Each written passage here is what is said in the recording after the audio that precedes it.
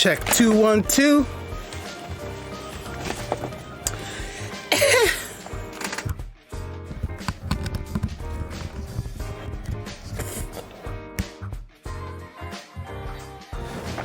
Yeah. Okay.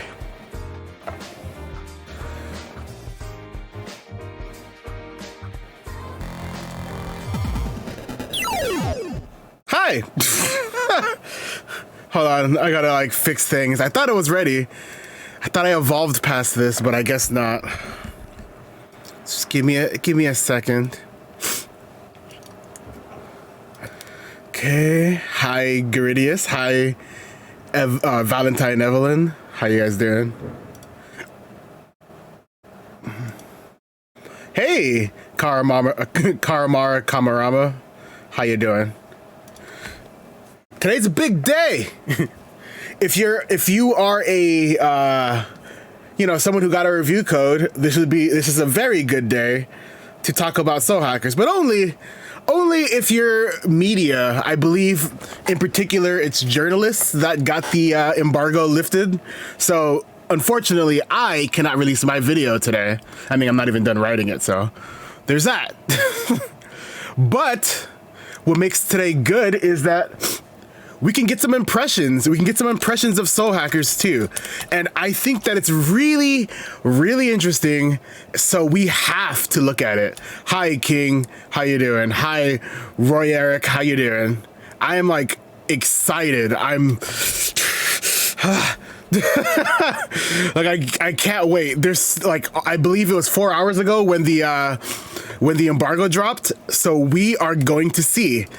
I have a lot of insight that I can share that's not gonna break the embargo for me, because I'll just be sharing things that are publicly available. Hey Robin, what's up? Hugh Nari, hi. Seeing some new faces here. That's pretty cool. I kind of like that. I'm trying to make sure I have all of them. I think only like 7 or 8 publisher or news orgs have published anything, so we don't got that much to read, but I think we have enough that it'll be entertaining at least. Also, completely unrelated. Okay. Let's just say that Atlas has confirmed that the game is around 40 to 60 hours or so. My playthrough is far longer than that, but that's because I'm being very thorough. Where is Pascal? See if I can get him to come. Oh, he's over there.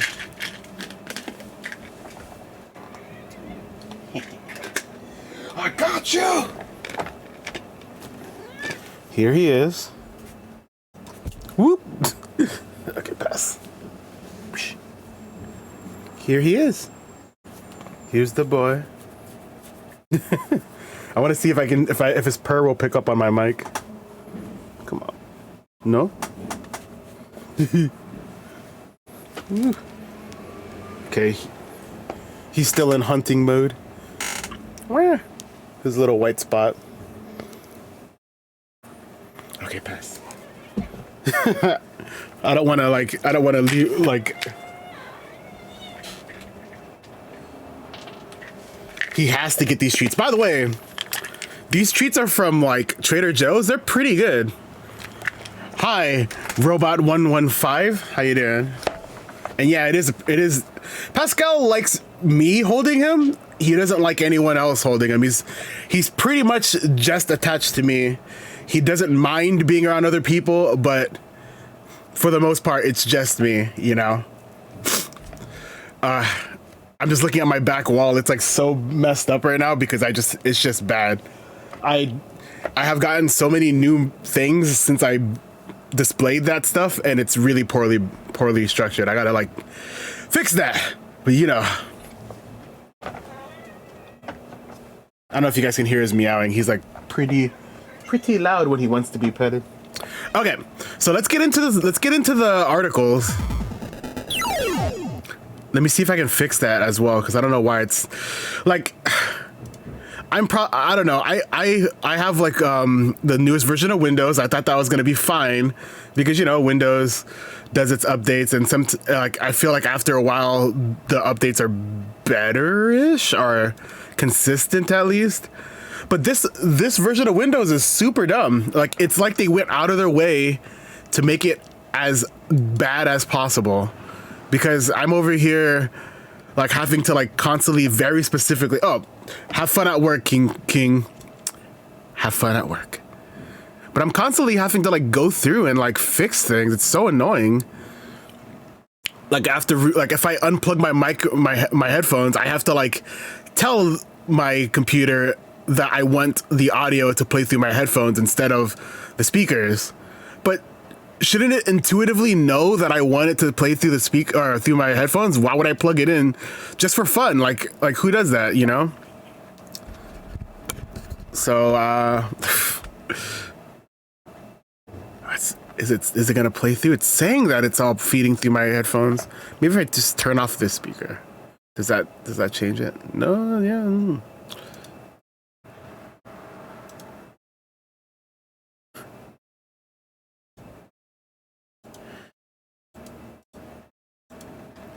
Okay, let me play something or play some music just so I can test it, but also because I want to listen to music while we do this.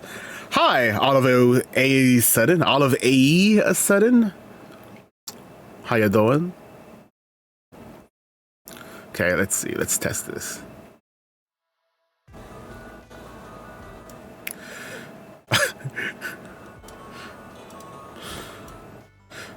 It's like super loud on my. Okay, we're good. So now let's just get into the article reading. We got a lot of pretty good stuff to go through. Boop. Let's put it right here-ish. Okay. So this first one is coming in hot from Fanbyte. This is literally the title that made me want to do this stream. Listen to this title. Soul Hackers 2 feels like it got the soul hacked out of it. Like I just like, what the heck? I didn't know you were allowed to be mean. Like that's crazy. That is insane, but in like the best way. Although it shows signs of potential, Soul Hackers 2 isn't particularly remarkable in its opening hours, especially compared to other Atlus RPGs. Hold on one second. I gotta sneeze.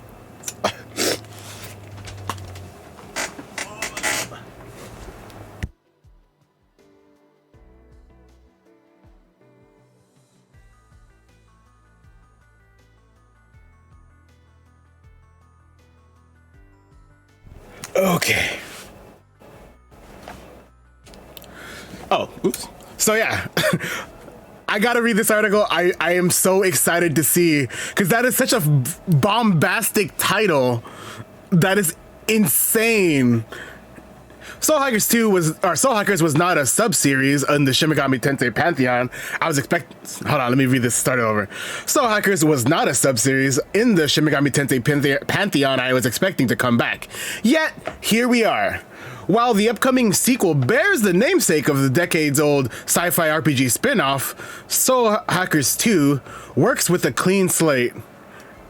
I'm gonna have to disagree with that. The only thing I'd expect is for it to usher in the same mix of high-tech cyberpunk and supernatural devil summoning for a new era with Shin Megami Tensei's signature style. Soul Hackers 2 immediately jumped to the top of my most anticipated games list upon its announcement. Anything in the Shin Megami Tensei lineage gets me genuinely hyped up. I want to see what this leads to. Oh, what is this?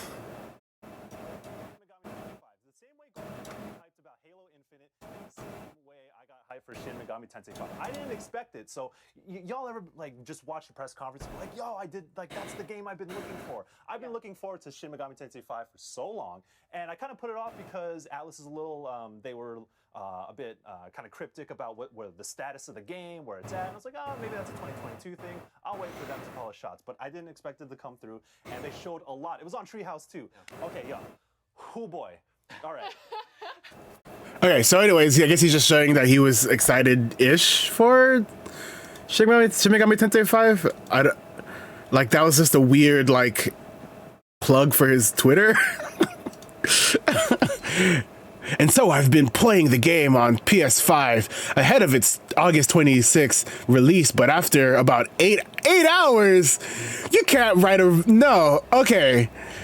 Guys, I'm a firm believer that you don't trust anyone who's reviewing a game who hasn't played it all the way. I don't think it's fair to make a review about a game that you barely, even if this is just the impressions. Play the game. Like, I've had this game for like a week or maybe even 2 weeks. I don't even know. And I have like 50 hours in the game, and I still wouldn't release my video because I want it to be thorough. Like, there's no way that, like, hi Glib. Lots of previews are based on 2 to 4 hours of games in general, but that's stupid. Like, do not release a video or any kind of like critical analysis of something that is like 20 times longer than the amount of time you've experienced it. Imagine, because I can't, it's hard to say without actually breaking embargo, but there is no way you can base a review of Soul Hackers 2 from the first 2 hours of the game. It is like deranged. Also, there's Kid Capes. If you guys aren't subscribed to him, you better be. Here's Kid Capes' YouTube channel. That's not Kid Capes' YouTube channel, though. That's Kid Capes on the regular. He looks like this in real life. I've met him before.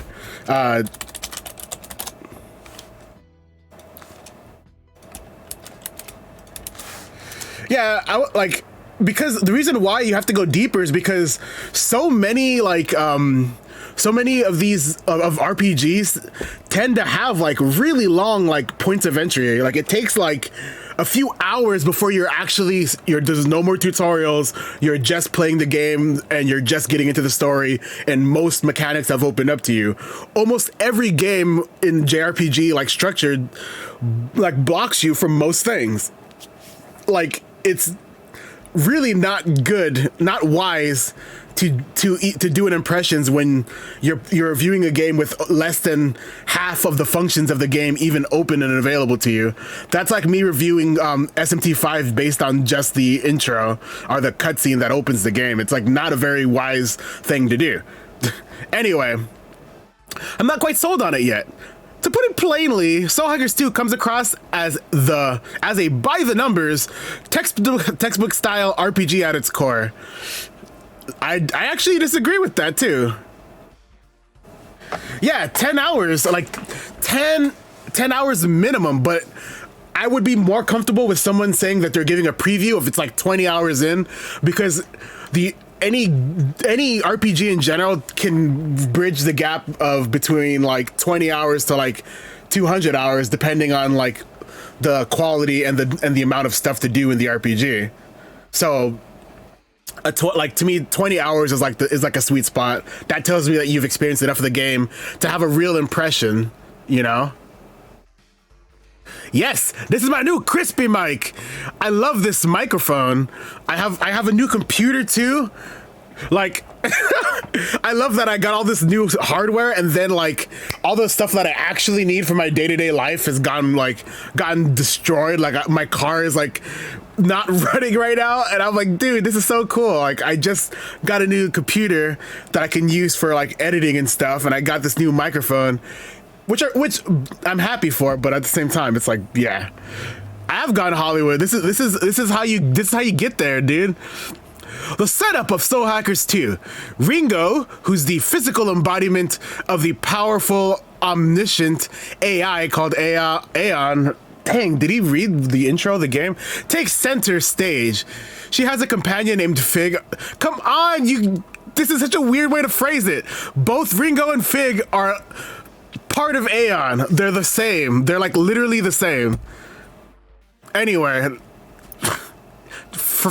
I just don't like the structure of this because it really makes it seem like Ringo is the boss and Fig is there too. And it's like, I mean, that's not how the intro that's not what the intro says.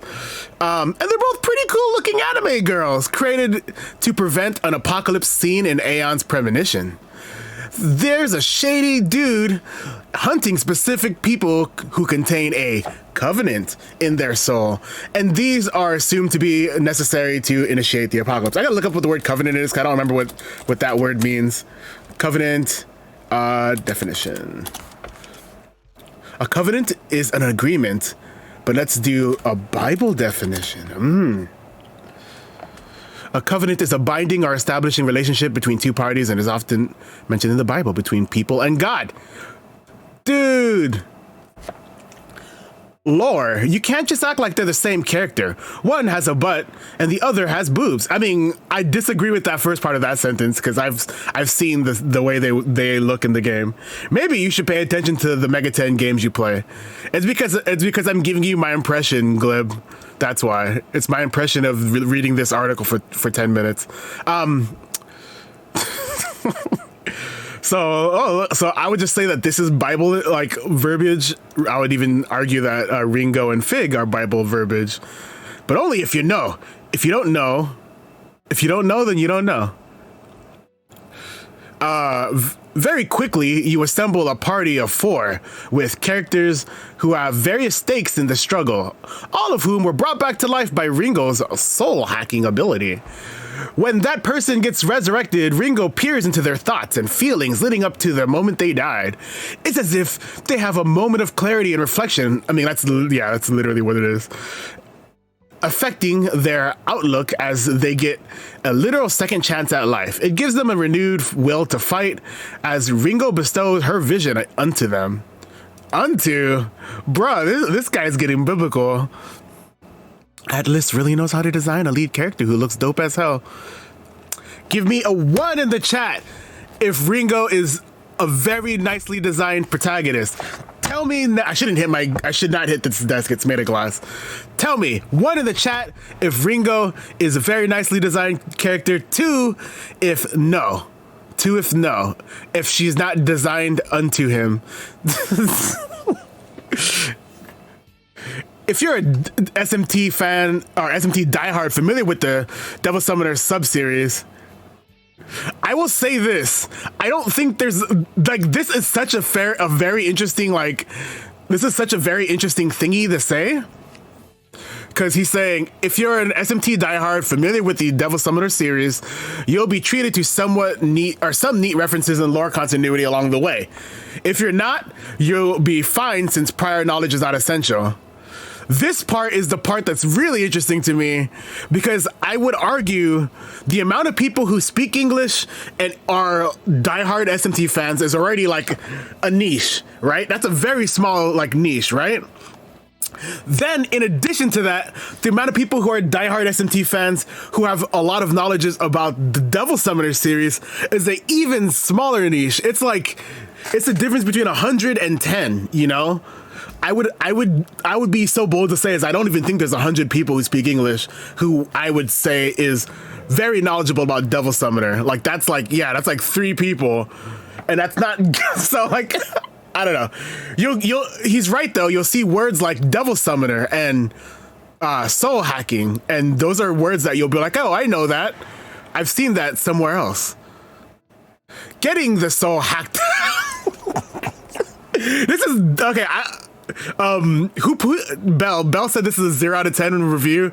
This is a 10 out of 10 review because his titling is so good. This is good. I'm gonna put this in my description in my video because it's so funny. And then this is also good. Getting the soul hacked. That's all pretty damn cool on paper. The problem I'm finding is that Soul Hackers 2 doesn't take the time to earn these emotional plays. Too soon does it jump the gun. he should have said pun intended, because it's literally. Jump the gun, trying to win my heart before giving me reasons to care. I think he's interpreting it wrong. It's more like they're trying to give you a mystery to and then you're trying to, they're trying to bait you into caring about the mystery. Not they're trying to get you emotionally involved. I don't think that's what the intro is doing.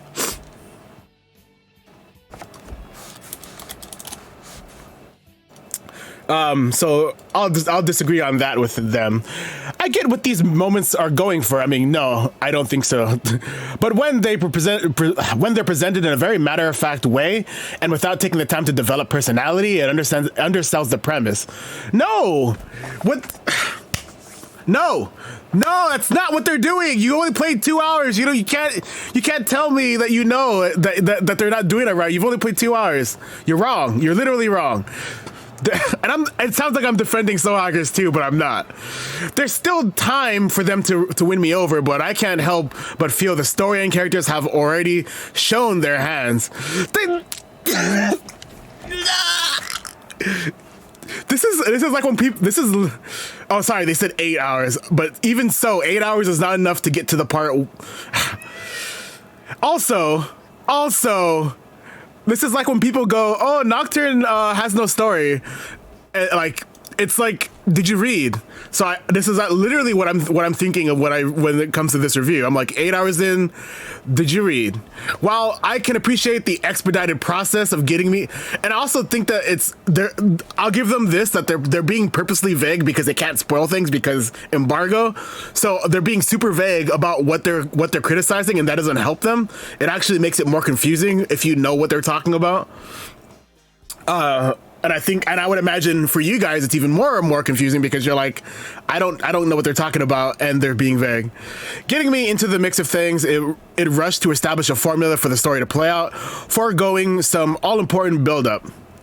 I'll agree to this part. It does forego like a build-up, establishing the stakes as they call it.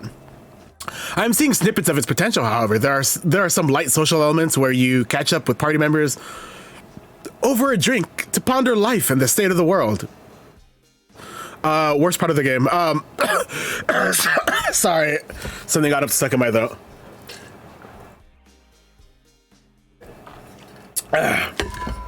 Anyway, with Soul Hackers 2 taking place in a world reflective of our own with adult characters at the forefront. Huh? I've never thought that someone would tell me that that Soul Hackers 2 is reflective of our world, but I guess it is. I don't know. These haven't. I skipped ahead a little bit. The mature tone of these conversations is something I've been yearning to see in an Atlas RPG. Did you play? Catherine's not an RPG, but did you play Digital Devil Saga? By the way, Mr. Super excited for Shin Megami Tensei 5. Did you play A Strange Journey by any chance? Perchance you have not been such a diehard fan as you are claiming to be. I think he means. Oh, wait, hold on. This is my glib voice. I think he means in the sense that its themes addresses real world issues. Hold on, let me do my glib impression. Hello, fellow bug attendees. Today we're gonna talk about angels. I'm your host, Kid Capes. I'm sorry. I'll work. I'm sorry. Okay. Anyway, like.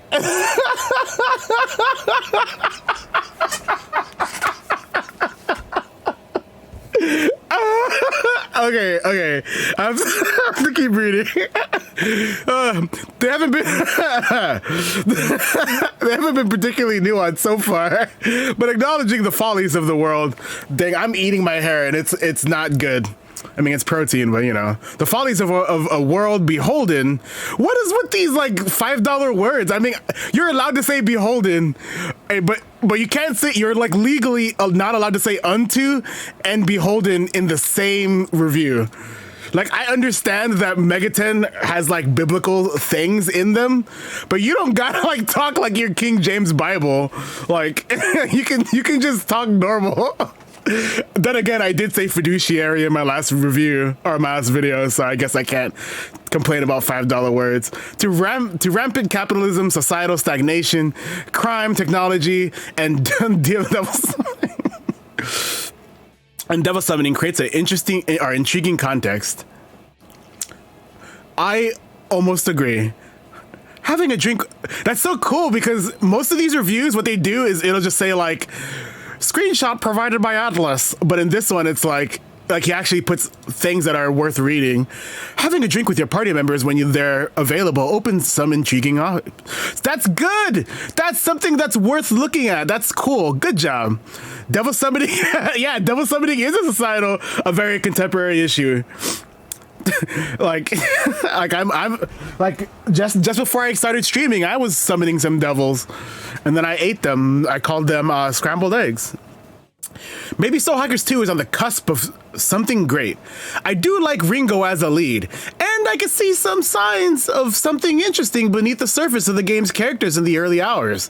I'd hope that this is the case as its narrative. I hope that's the case as this narrative develops. However, there's another aspect of the game compounding its early shortcomings: a limited sense of exploration. Making the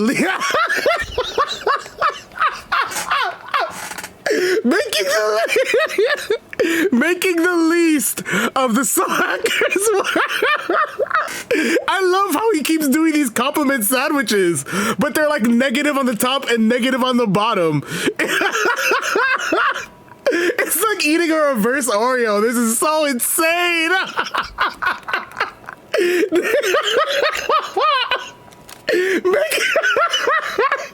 Making the least of the Soul Hackers world.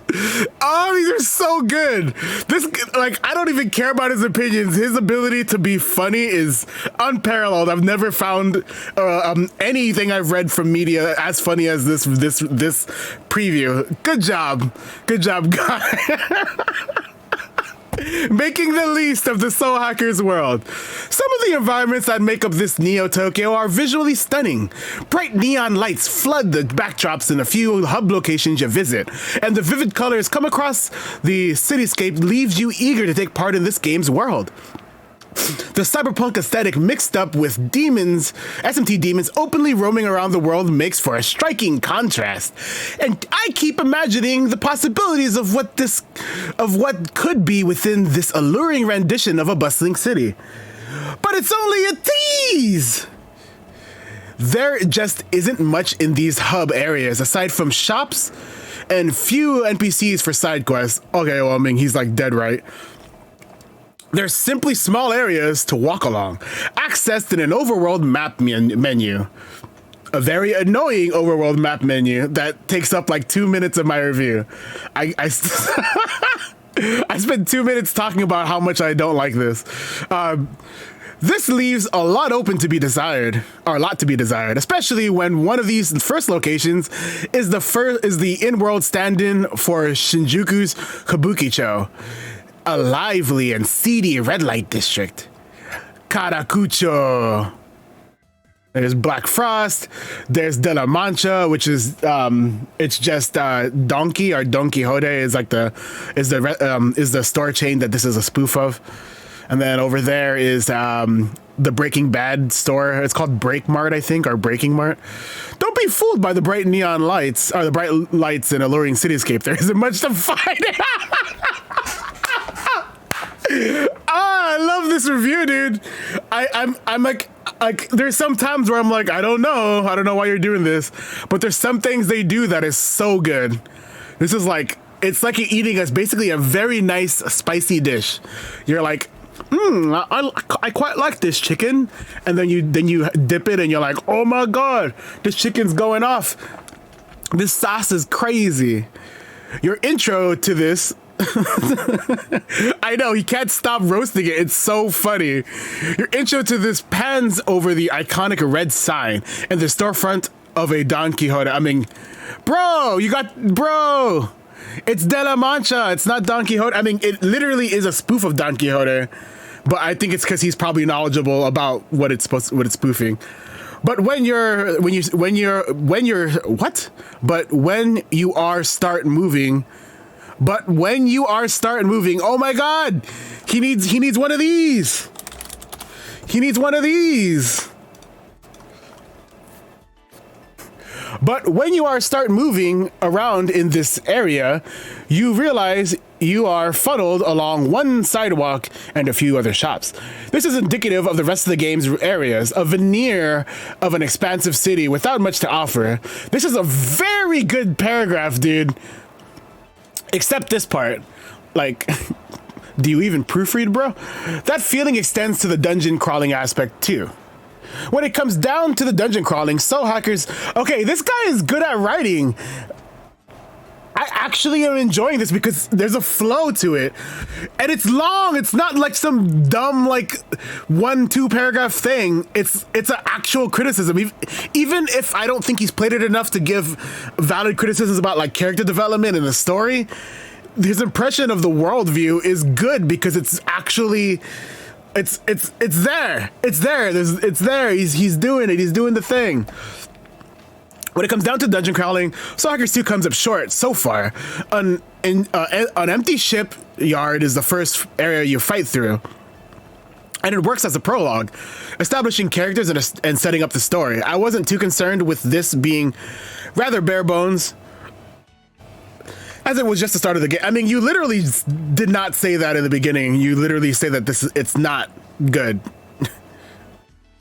So this is what he says about the story initially. The problem is that I'm finding that Soul Hackers 2 doesn't take the time to earn these emotional plays. It too soon jumped the gun, trying to win my heart and giving me reasons to care. I get what you're going for, but when they're presented in a very matter-of-fact way without time it undersells the premise.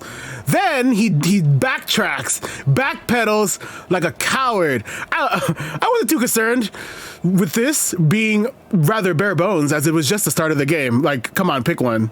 It's either that it was a bad opening or it was okay even though it was bare bones. One or the other. But the next opportunity to go dungeon crawling is in what's called the Soul Matrix, which are segmented dungeon floors in an alternate dimension to represent the character's subconscious. Think of it as Mementos from Persona 5, but a lot less interesting. Oh, this is good. The Soul Matrix is largely made up of barren It's largely made up of barren mazes. Okay, no, this is actually very apt. It's not shoehorned in. Like, it's a very good comparison. There's a lot of things that I would say about this game that are it's fair to compare it to Persona. It's also really fair to compare it to SMT5 and Tokyo Mirage Sessions. The Soul Matrix is largely made up of barren mazes in an uninspired cyberscape. Boy, you can say that again. Enemies pop up along the path at random as digitized anomalies who become demons in battle, and you just keep trucking along the right path until you get to a mini-boss. Conceptually, the Soul Matrix is fascinating. The more you advance in the story and build social reputation with the character, the more you can uncover about them in the Soul Matrix. It could have been some good, fun gameplay filler too, if not for the blandness of its design and formula. Fair criticism. I gotta see. I want to see if he dishes out any other funny, like, little digs. Exploring the Soul Matrix quickly becomes a tedious venture. I mean, okay, that's fine. That's kind of like the overall message of that section. Shin Megami Tensei combat remains sweet. One thing that remains solid and consistent is that sweet, familiar turn-based combat system. Soul Hackers 2 uses the foundation of demon collecting, elemental affinities, strategically using turns to exploit weaknesses and gain the upper hand on your enemies. The puzzle-like nature of Shin Megami Tensei style combat still has its hooks in me. Okay, I'm waiting for him to like do the thing. I gotta blow my nose again.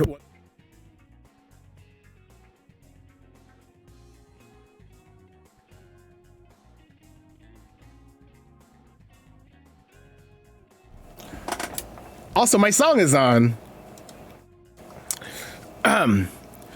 So if he, let's just say this, if he doesn't compare the combat system to Strange Journey, then he is a fake fan.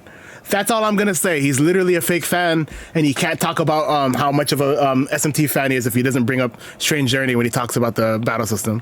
Rather than trying to set up all-out attacks or rack up extra turns, you build up what are simply called stacks by hitting enemy weaknesses. At the end of your turn, Ringo initiates a Sabbath attack to lay down extra damage depending on the number of stacks you accumulated. The system encourages you to be aggressive and tweaks just enough to create a new wrinkle in a time-tested formula. Oh, okay, so he's never played Strange Journey because that's literally just Strange Journey's combat system, but just called with different terminology. Well, actually, not all the different terminology, because one of the terms in that combat system is literally commander skills. Those familiar Shin Megami Tensei demons fill up the compendium, and the system of demon fusion returns as well. The demonic take on Pokemon-like collection and progression hasn't lost its luster. With each character being a devil summoner, you pair each of them with a demon to dictates their combat or their abilities in combat. Come on, proofread your work. 2 typos. With a demon to dictates their abilities in combat. You can further build your party with buffs and perks by upgrading their comp. Their weapon that allows them to summon demons in the first place.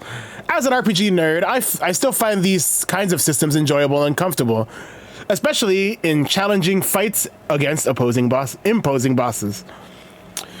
Tara is the comp smith, and she'll upgrade your comp for a price. Her shop has some of the best music in the game. I can tell you that I don't remember any of the music in the game so far. The thing I find lacking is the way you obtain new demons outside of Fusion. As you explore dungeons, you'll find your own demons hanging out in various spots.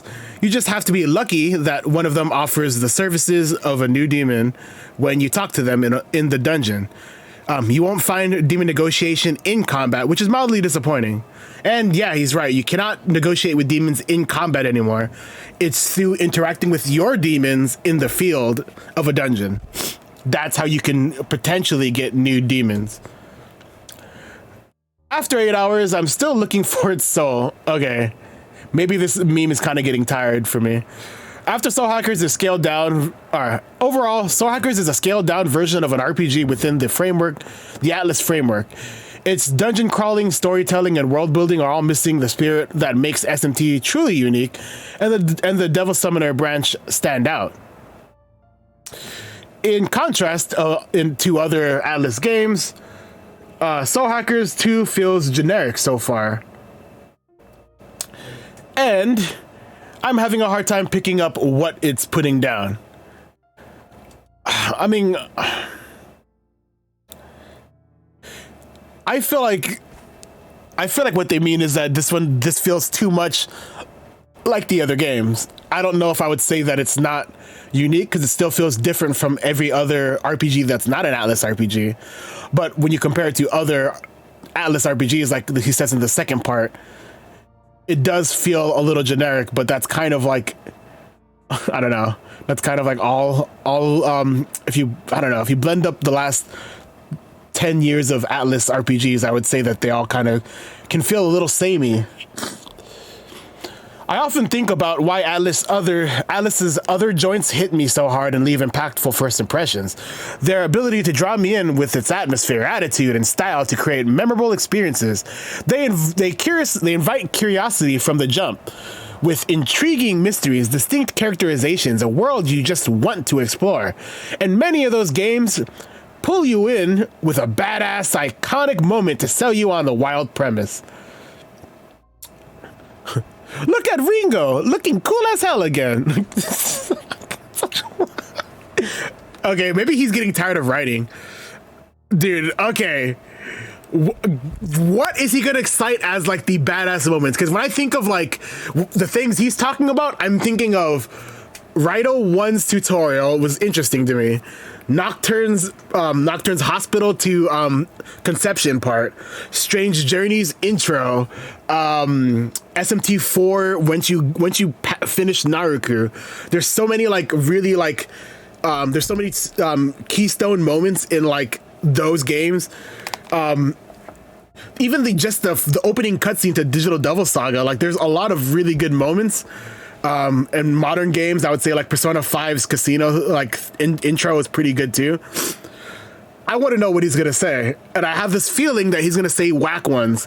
I'm not saying that my opinion's right, his opinion's wrong, but I just imagine some whack ones. Let's see.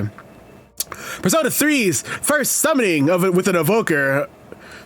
Cringe. I mean, it was kind of cool, I guess. Persona 5's opening heist. Okay, good. Making a deal with Dogda and Apocalypse. Fighting Nuwa the first time in SMT5. I can remember all these moments vividly. I can't remember these ones, but I do remember these two because they were really like jarring. I was like, bruh's gonna shoot himself in the head. And then I was like, whoa, I'm just like Lupin, you know? Lupe's still like Lupin the Third. Body shaped bottle like Mrs. Butterworth. If you know where that's from, you're cool. Because they all grabbed me and never let me go. Nuwa's fight is like so far into the game too. Like you're always like, you know what really stuck in my mind? 5 hours into Shin Megami Tensei 5. I can't really I can't really point to anything in Soul Hackers 2 like that quite yet. And the game has already shown its cards. I've played plenty of games where I have to do the old, it gets good after X hours. You just cited a thing that gets good after like X hours, bro. These two things happen right away. This thing happens like somewhere in the first 5 hours of the game. It's not like you're telling me that the first 8 hours of Soul Hackers doesn't grab you, and so therefore it's like invalid. But here's like the first 5 hours of this game. Okay, whatever. Have your cake and eat it too, bro. Caveat when recommending it. Some of my all-time favorites included. Hell, just last year, I wasn't sure if I liked SMT5 until the 8 hour mark. You just confirmed what I just said. And now I'm out here telling everyone it effing rips. Agree to disagree. I hope Soul Hackers 2 is another case like that, because through my early hours with the game, I see a lot of potential to revive the sci-fi branch of SMT, and I'm getting. Okay, there. That's the whole review. So far, we're starting off strong. This review was interesting. It had some really good points, and then it had some really cringe points. I think its closing argument was probably the thing I disagree with the most. I don't really care for the way that they they imply that for some reason 8 hours into this, because they said 8 hours into SMT5 it gets good, but 8 hours in Soul Hackers it doesn't get good, so like it's not as good or something. Such a weird way to put that. Okay. For the win, I guess this is USA Today. New Soul Hackers 2 trailer. Oh, this is not even. It's just not even a review. Nope, it's not. It's just poor you guys. Okay, digital trends. Oh, I followed D'Angelo. He's cool. Soul Hackers 2 devs took design inspiration from Nier Automata and John Wick. Shin Megami Tensei Devil Summoner Soul Hackers is one of my favorite Shin Megami Tensei spin-offs that takes the series in a different direction. While the Persona games puts the SMT formula into a contemporary school setting, Soul Hackers 2 takes place in a more technological era. The original Soul Hackers put technology, occult, cyberpunk, and the Goonies into a mixing pot full of demon essence and birthed a loving cult following. Despite its cult classic status, the Soul Hackers sub-series, confusing, I know. Oh, Soul Hackers sub-series. He linked the Devil Summoner Wikipedia article. didn't get anything more than a 2012 3DS remake, and well, I mean, it also got a PS1 port, but we didn't get that in the West, so it doesn't really count. Until the now Soul Hackers 2. Much like the recent Shin Megami Tensei 5, Soul Hackers 2 aims to sustain what longtime series fans love while making the experience welcoming to come. Aw, man. No, what's with all the typos, guys? While making the experience welcoming to come. Welcoming to come, newcomers, with a revamped art style. Sorry, I gotta drink some water. I'm thirsty.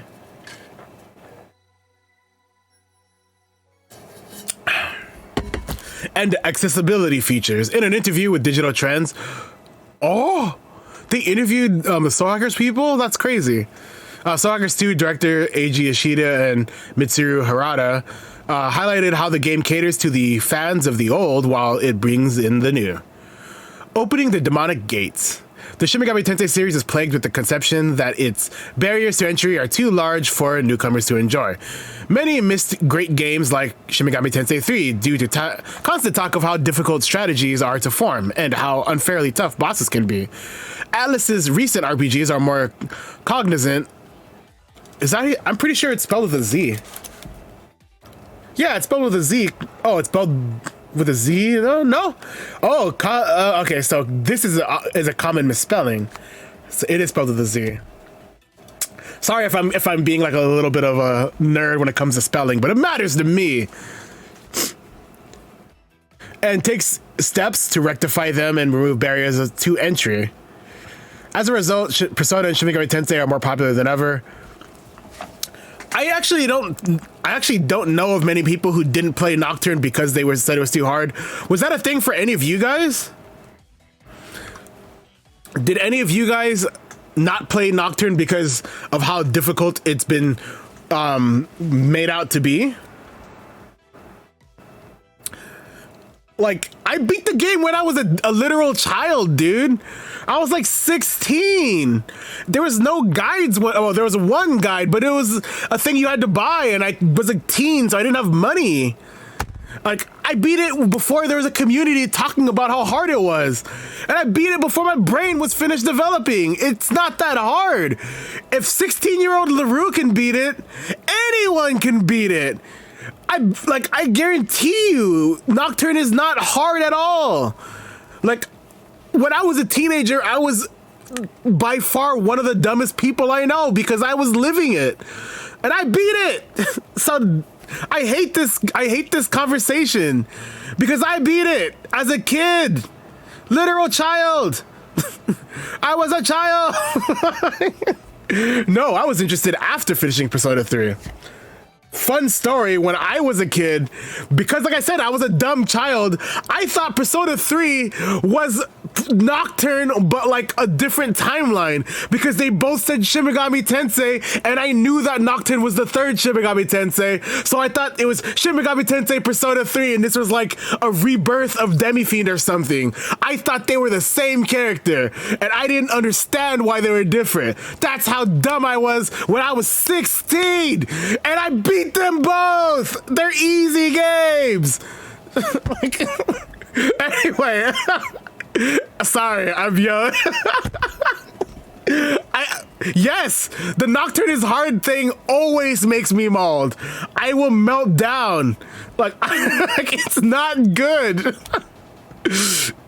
Okay, back to the reading this. No one ever tell me Nocturne is hard. No one. You guys can't say that. The developers of Soul Hackers 2 wanted to continue the momentum of this innovative era of Shin Megami Tensei. This was an important concept from the beginning, but we really wanted to make this game accessible to those who didn't have prior knowledge or familiarity with the original game system, setting, or characters. The directors answered together. Because it has the directors answered together. So imagine both Harada and Ishida saying this at the same time, like the twins from The Shining. They're both just like standing all stiff. this was like saying it together, because that apparently they answered it together. I love that imagery of like these two like 50-year-old men saying this like verbatim at the same time. Anyway, because it has been 25 years since the original Soul Hackers, we figured it might be a large ask to have fans to refamiliarize themselves by playing through the first game again. That is such a BS cop-out, dude. This sequel, we wanted to make it different because we were afraid people wouldn't know how to play it. We didn't want to ask people to play the game that the game is a sequel to. So we just, yeah. Like, what if Kingdom Hearts did that? They're like, oh, you know, we just changed Kingdom Hearts 4 is just a completely different system because it came out 10 years after Kingdom Hearts 3. And we just didn't think that people would want to have to refamiliarize themselves with the systems, the characters, or even the setting. So that's why it's all different, because we just wanted it just to make it easier for you. Please understand. In addition, we feel a lot of people have learned about Soul Hackers. You can't do that! This contradicts this, dude! You can't say we made it different because we didn't want people to have to learn, and then also say people have learned about Soul Hackers. Like, which is it, Atlas? Still, the team made it sure to include plenty of elements to reward fans of the original who waited patiently for a follow-up. Of course, we included plenty of Easter eggs. No comment. As well as small details that may draw speculation between how the two games may be connected. I disagree with that. And apparently they said, so they both said this at the same time again. Speaking in unison. One of Soul Hackers 2's most interesting or intriguing aspects is what the directors call mechanics that we felt. I gotta like save this because this is an interview. I gotta save this for my video.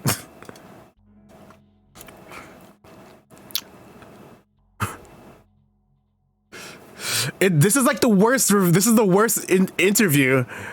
Like, you know, when Kaneko would just joke and and you just don't know why you don't understand his humor, so you're just kind of like, oh, okay.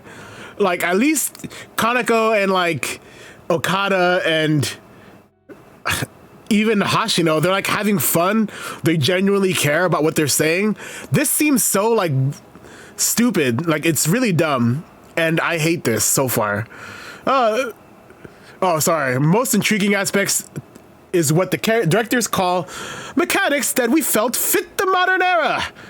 How would gameplay stack up with the original Soul Hackers while keeping things interesting? Ishida and Harari. Bell said we all make mistakes, but I don't think his name is Hararita. I'm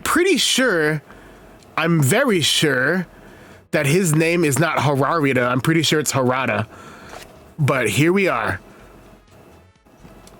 Brought up to the 25 years since the release of the original as an obvious reason for gameplay adjustments.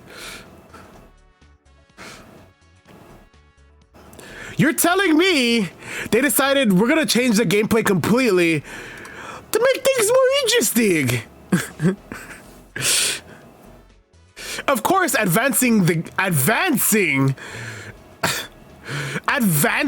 classic press turn battle system by not using press turn at all is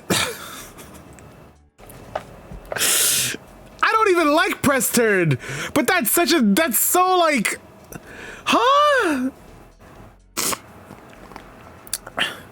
In the first Soul Hackers, the characters were displayed primarily in 2D. I mean, like, exclusively in 2D, basically. With the characters now being 3D, we feel it gives a wider breadth of options to create even more immersive and convincing cutscenes.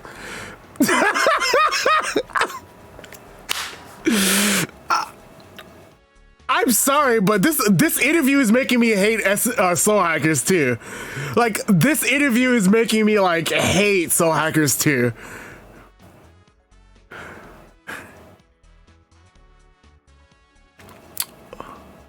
In addition, we looked to elevate the press turn battle system. Elevate the press turn battle system. Elevate the press turn battle system by not using the press turn battle system. That's like being like, I wanted to elevate this egg salad, and I did it by not having eggs or not being a salad. Because it's, you know, what's better than egg salad with no eggs or salad?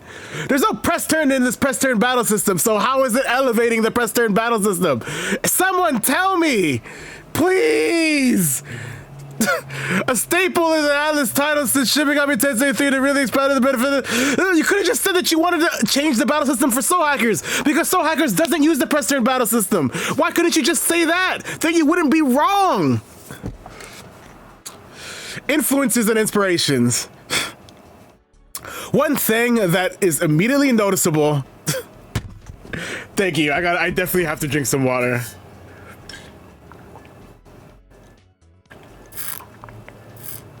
This is like half a gallon of water, and I literally just from the stream I'm drinking like half of it. Hold on 1 second. I gotta blow my nose again. I got some allergies. Oh my god.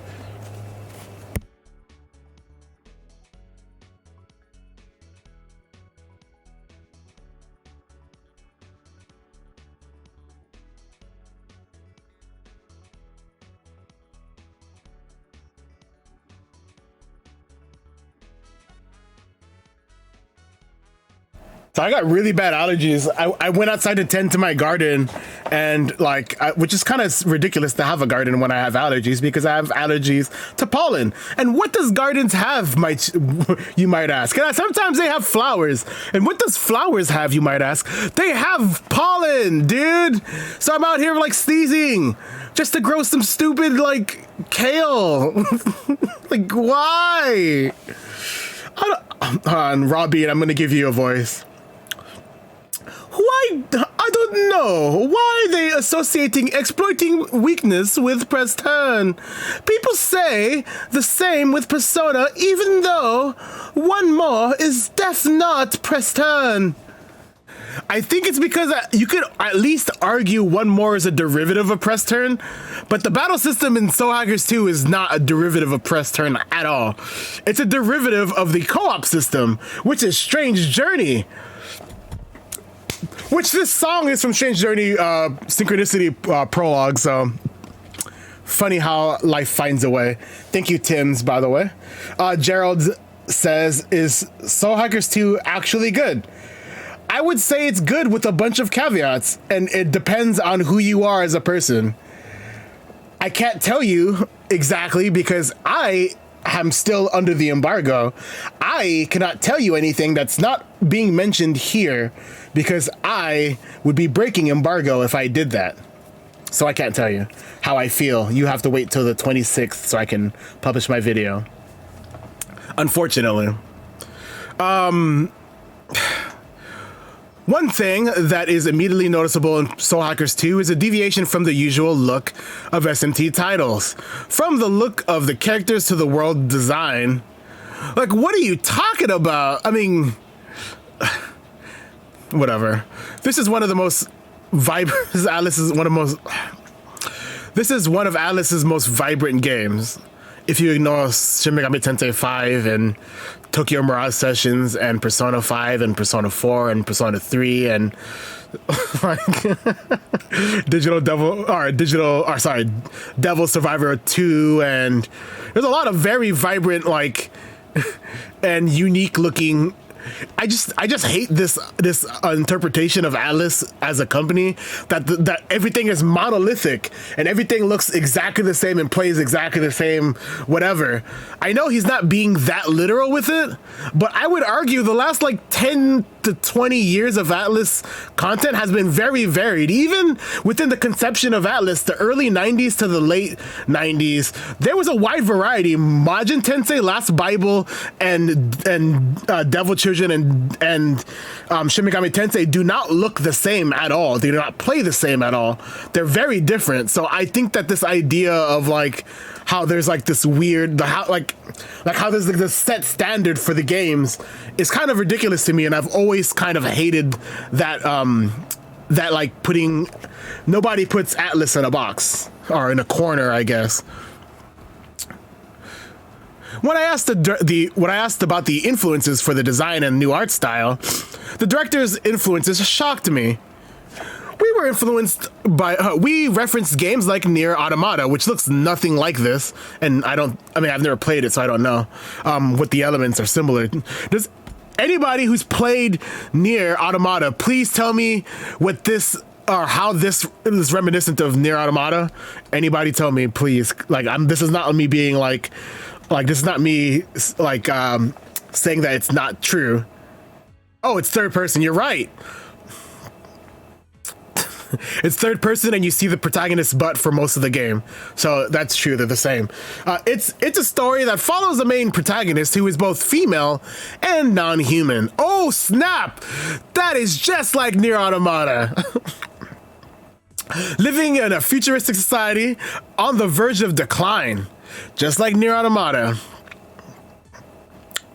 Okay, so so what they mean is, like, in the most superficial ways possible, they've referenced Nier Automata. In particular, we studied how that game achieves a stylish look for the protagonist as the camera tracks them from behind in a third-person perspective. Hey, Flaming Krieg, how you doing? Also, as a fun fact, I'm doing okay. I think that this interview kind of soured my mood, actually. Like, I think this is a terrible interview. It kind of makes me not like this game because I hate this such a dumb interview, like really dumb. Like all they're saying.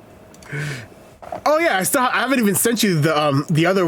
Let me send you the Angriest Atlas fan things or Atlas stuff to translate. Yeah, all they're saying is that they watched Nier Automata to figure out how best to show the protagonist's butt for the most as best as they can. Also, as a fun fact, the secret play. Oh yeah, I am on Discord. Here, let me just. This is probably the easiest way to like contact me is to just join my Discord.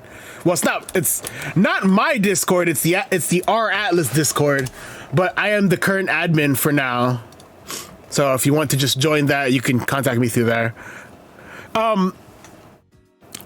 Also, as a fun fact, I gotta give them a ridiculous voice because they seem ridiculous to me. Also, as a fun fact, the secret spaces called realms that only devil summoners can enter are loosely based on the Continental Hotel from the John Wilkes film series. You know they had that in Raito, right? They had realms in Raito. Like, Raito existed before John Wick. You know that thing that existed before the thing that we got influenced by? And the thing I hate this. Realms existed in Raito, the other Devil Summoner games, and it's the thing that only Devil Summoners can enter. It's different from the ones in Soul Hackers 2, but God, can you just like not be stupid? Who said this? Was it Ishida or was it Harada? If it was Harada, I'd be more forgiving because Harada didn't work on Raito. Eiji Ishida, what have you done? Eiji Ishida. Devil Summoner! Raito Kuzunoa versus the Soulless Army! He worked on that game, so he knows that realms existed in that game.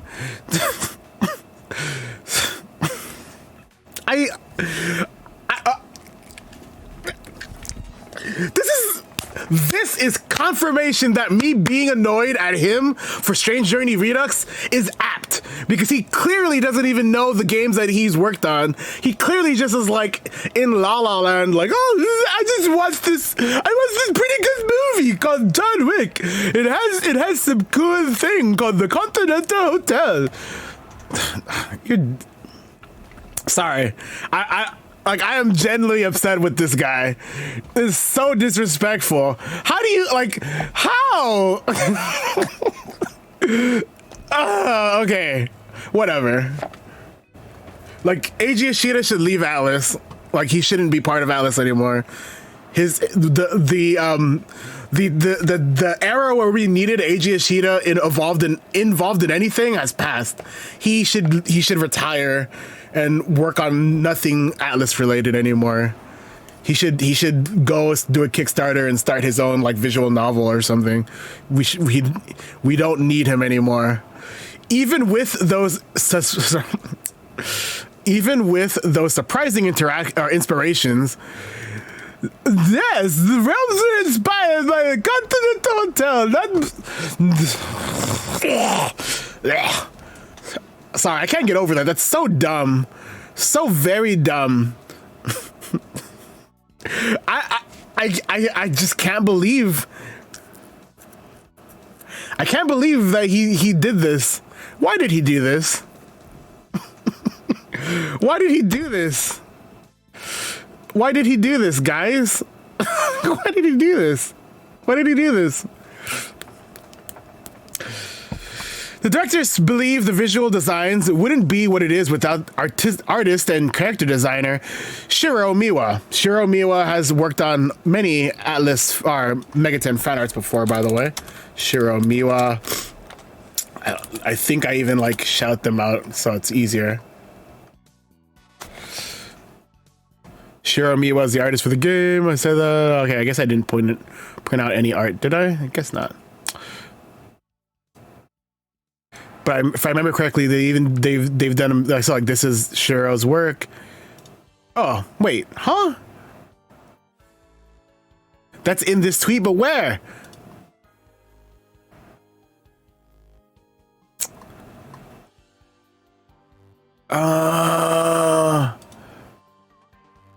Whatever. Anyway, so that's Shiro Miwa. This one is also Shiro Miwa. You didn't get the notification? I'm sorry to hear that, Zorba, but hi, how you doing? Hope you're doing better than me.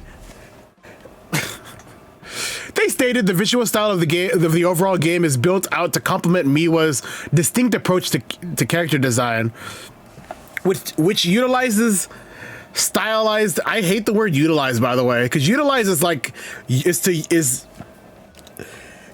is use, but with the assumption that it's like intelligently used, but I feel like that's an unnecessary detail for that word. So I don't know.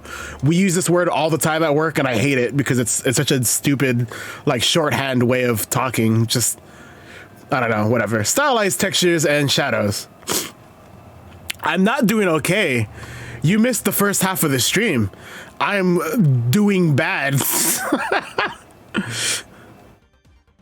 Also, I do have to shout this out, though. Let me just do that really quick before...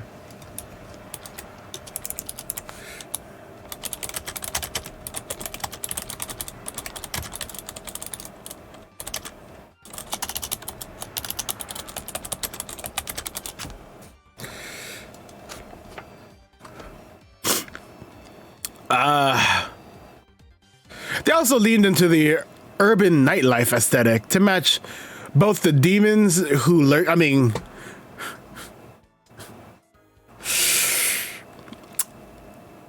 I am someone who's dabbled quite a bit in the urban nightlife because I like to go out. I like to drink. I like to. Oh my god! I dropped my mic. I slapped my mic. I'm sorry.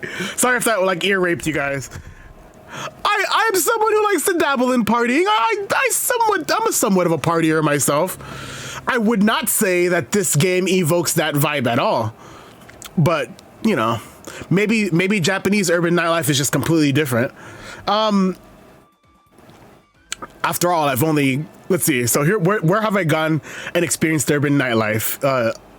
England, Portugal, New York, Alaska, which was something, and you know, like SoCal, California, you know, just all the normal places. Looking to the past. While Soul Hackers 2 takes the Soul Hackers series in a new direction, the developers still did a lot of looking to the past to develop this fresh entry.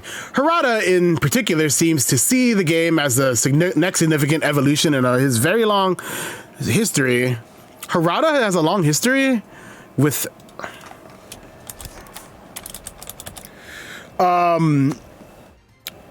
wait a minute. Isn't his like first game Tokyo Mirage Sessions? Oh, it's Strange Journey. Oh, it's Raito. Oh, it's Nocturne. He's had his hand in Megaten for this long and he doesn't understand what makes Megaten Megaten. That's wild. That is bonkers to me. Where did I go in Portugal? Dang. Jeez. Okay, hold on. I forget where it's called. Lisbon. I went to Lisbon, Portugal. I remember I remember going to Pink Street specifically. Jeez, this guy's wild.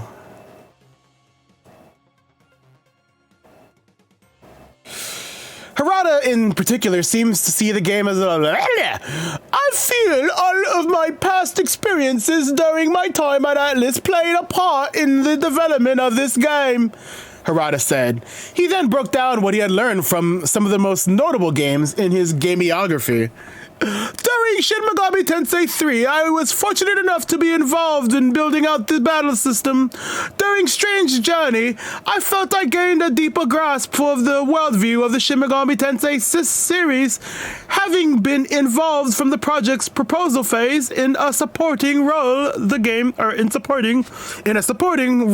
a role supporting the game's direction. Radiant Historia marked my directorial debut, and was where I gained a deeper appreciation for how interconnected the story, world, game systems of titles are. In a game that's not connected to anything else, by the way. Harada be like, in the game that I made by myself, I learned how important it was to connect games to other games. In Tokyo Mirage Sessions, I feel I gained further knowledge regarding the development of HD titles and how to elevate battle systems even further. No joke, but Tokyo Mirage Sessions battle system.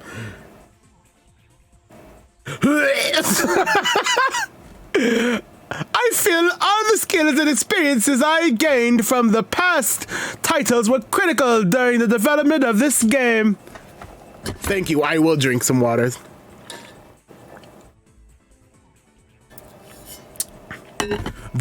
This interview is gonna be this interview didn't exist when I started writing my script. I have to rewrite my script because now I have core information, so I can use facts to complain about things, because now I have sources instead of just my dumb opinion. Now my opinion has been validated because the things I thought about the game have been validated. Thank you, Eiji Ishida and Mitsuru Hirata, for telling me that you guys made this game this way on purpose. Well, there are a lot of things there's a lot Harada learned from every game he's worked on. He boiled all of his experiences down into one lesson.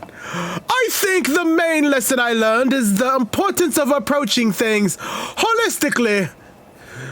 Always thinking of how to give the best immersive experience to users rather than viewing various aspects of a game, like the battle system or story, as isolated components.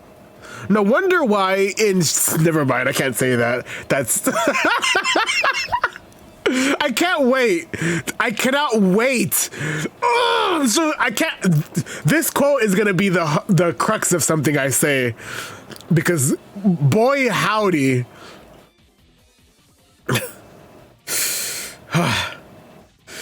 Soul Hackers 2 follows the trend of other recent Atlus games by taking steps to attract new audiences while still keeping things familiar to the current lovers of the demonic worlds Atlus created over past several decades, 35 years in fact.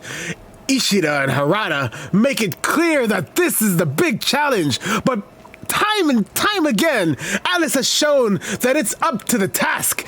Just like its hardcore fans are ready to take on the most difficult enemies of all their games. Although releasing RPG titles in 2022 certainly comes with a certain set of expectations, there's no doubt in our minds that we feel this game lives up to them. They concluded.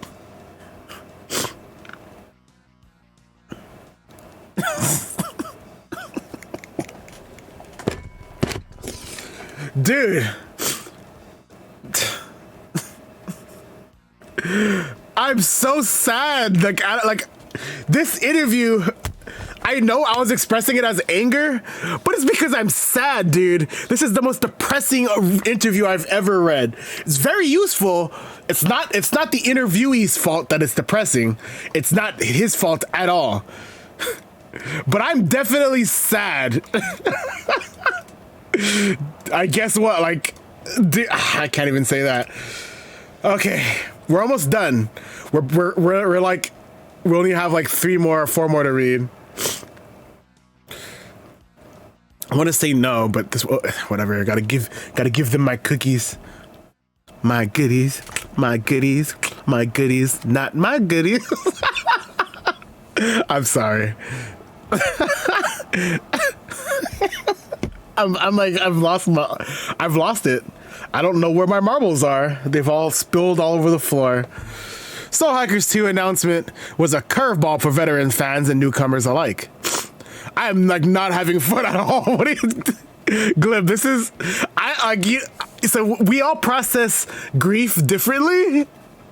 We all process grief and sorrow and loss differently. This is my sad face.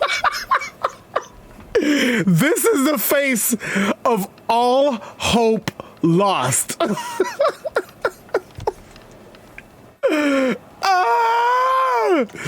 Okay. Let's continue.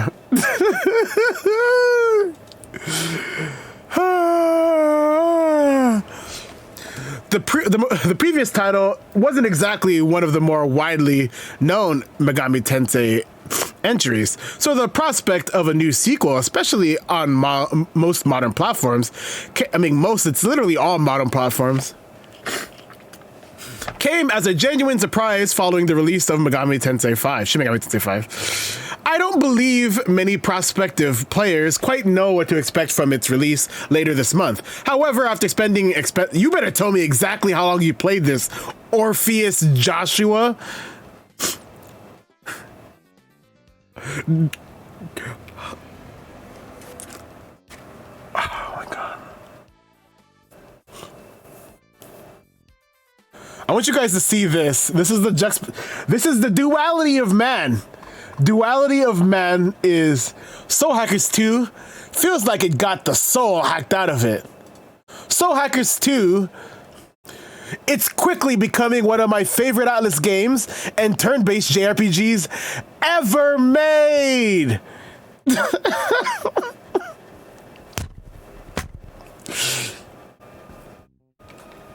Yeah. Soul Hackers 2 follows. So, okay, here's the thing to remember. This guy is a Shin Megami Tensei fan. This guy is a Persona fan. I know that they're not saying that, but I've read enough of Orpheus Joshua's interviews, articles on stream, that I know he loves Persona.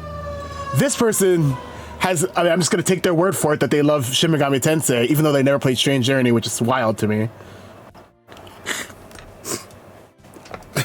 Also, by the way, thank you, Silent Persona 246, for the follow. I appreciate it. Every follow is one step closer to Soul Hackers 2 becoming one of my favorite Atlas games of all time. So every follow is just bringing me one step closer for that being the case. Soul Hackers 2 follows 2 humanoid representations born from the technological marvel known as Aeon, Ringo and Fig. Further, a speakable portion of Aeon Flamma was explicitly made to pass down its mission to the newly created agents. Their task comprises averting the world's destruction foreseen by Aeon's unmatched prowess. Okay, this is a weird way to explain the premise, but I guess it's good. I mean, I guess it does its job.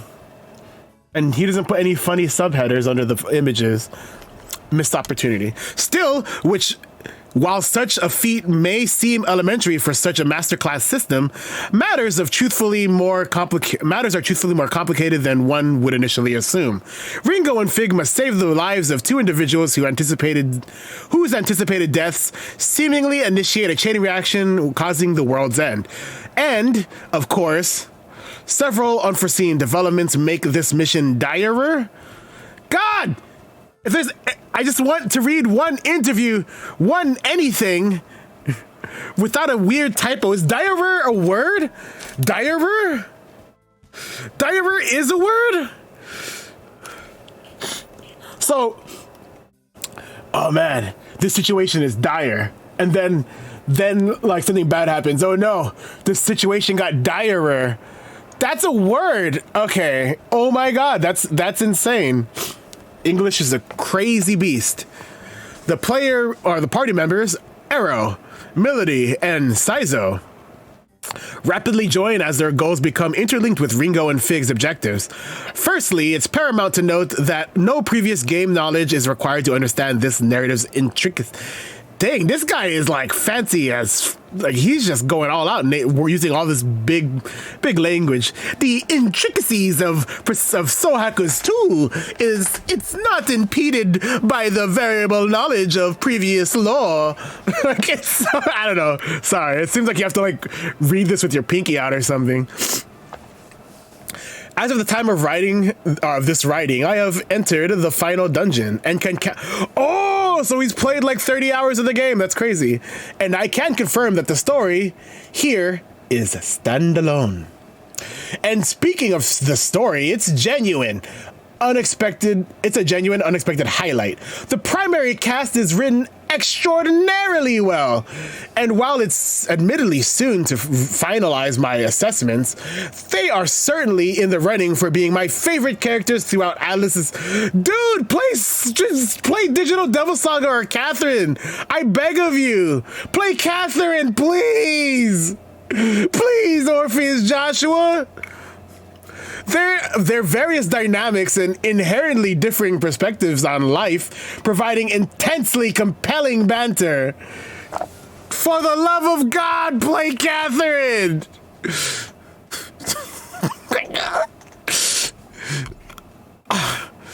Moreover, Ringo, essentially the haphazard group's leader, is a fascinating mediator and companion whose non-silent nature legitimately propels the writing and charm to praiseworthy, supreme highlights. Regarding gameplay, Soul Hackers 2 has an addictively satisfying loop where one explores dungeons, upgrades gear, fuses demons, and performs several side activities. Demon interaction is also particularly inviting, especially for those like me who aren't fans of how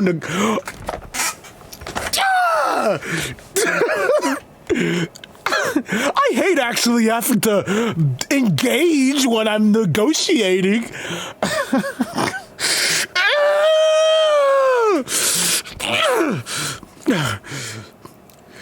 Who aren't fans of how negotiation is typically handled throughout Shin Megami Tensei, rather than having to converse with demons mid-battle, fulfilling their demands, and simply hoping that random chance. Has this guy never played a Shin Megami Tensei game before? There is a million ways that demon negotiation is easy in Megaten. First of all, demon archetypes are easy to suss out. The bro type demons want bro type answers. The childlike demons want childlike answers. The like sex pot demons want sexy answers. And then if you can't manage those, there's a lot of skills and natural things that you can gain throughout the game that make it so even if you make a mistake, you can still smooth things over and easily negotiate. It's not random. This guy is the guy that said demon negotiation was random in Shin Megami Tensei 5. It's not random. They're not random. They're very much like not. It's not random. And I'm not gonna chill out. This guy's driving me crazy.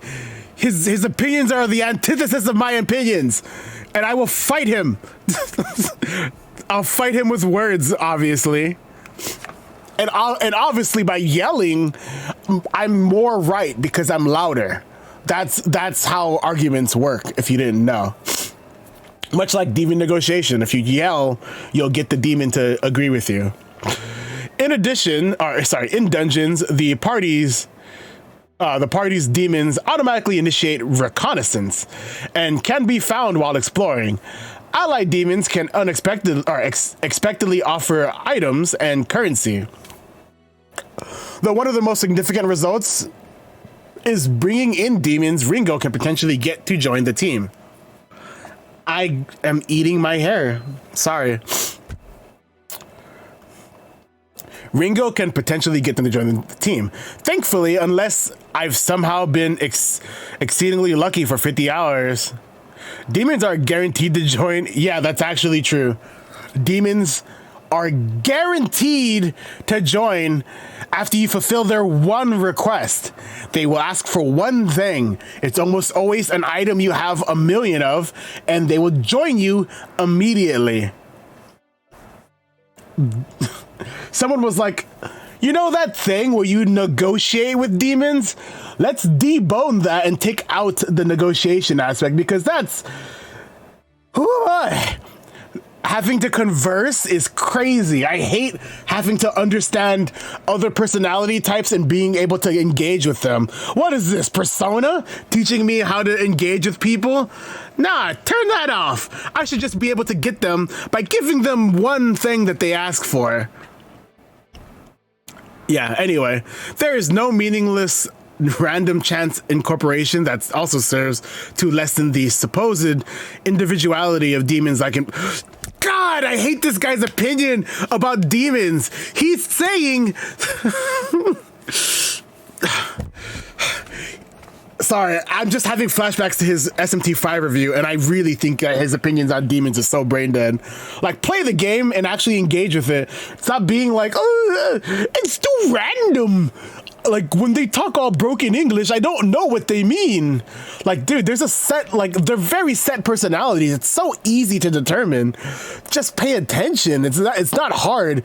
Like, I know that SMT fans are like... They struggle with reading, but just read! Just read! I've had never derived such enthused enjoyment from acquiring demons before this entry. This entry that doesn't force me to engage with the process of recruiting demons. RNG is well implemented in that it's reduced to the severe degree where it's almost nonsensical. The only luck-infused factor consists of encountering a demon via recon, rather than having... Nope, it's not luck. They tell you in the game it's not luck. Did you read the game, man? Rather than also having to hope that they don't needlessly rob you of your resources and run... Demons are not inherently good. The fact that there's evil demons in this game that will just join you after you give them a life stone is so stupid. Especially when it's a demon that's known for seducing men, or a demon that's known for kidnapping people, a demon that's known for slaughtering people. It just being like, bro, give me this and I'll join you. It's not like I don't like you, or I mean, don't tell anyone that I like you. I'm just gonna join you though if you give me this life stone. It's like that's not cool. That's the meta narrative of demons is like lost when you do this, when you castrate the idea of what demons are in the demon-based game.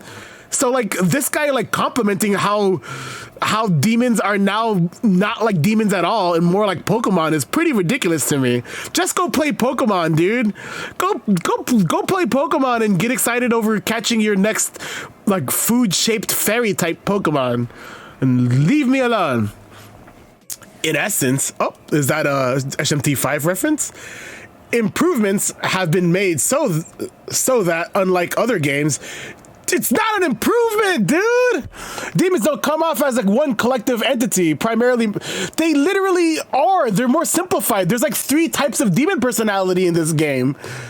Come on, get real, bro. I am so annoyed that he doesn't like the demons that are troll-like not troll you. I don't understand this.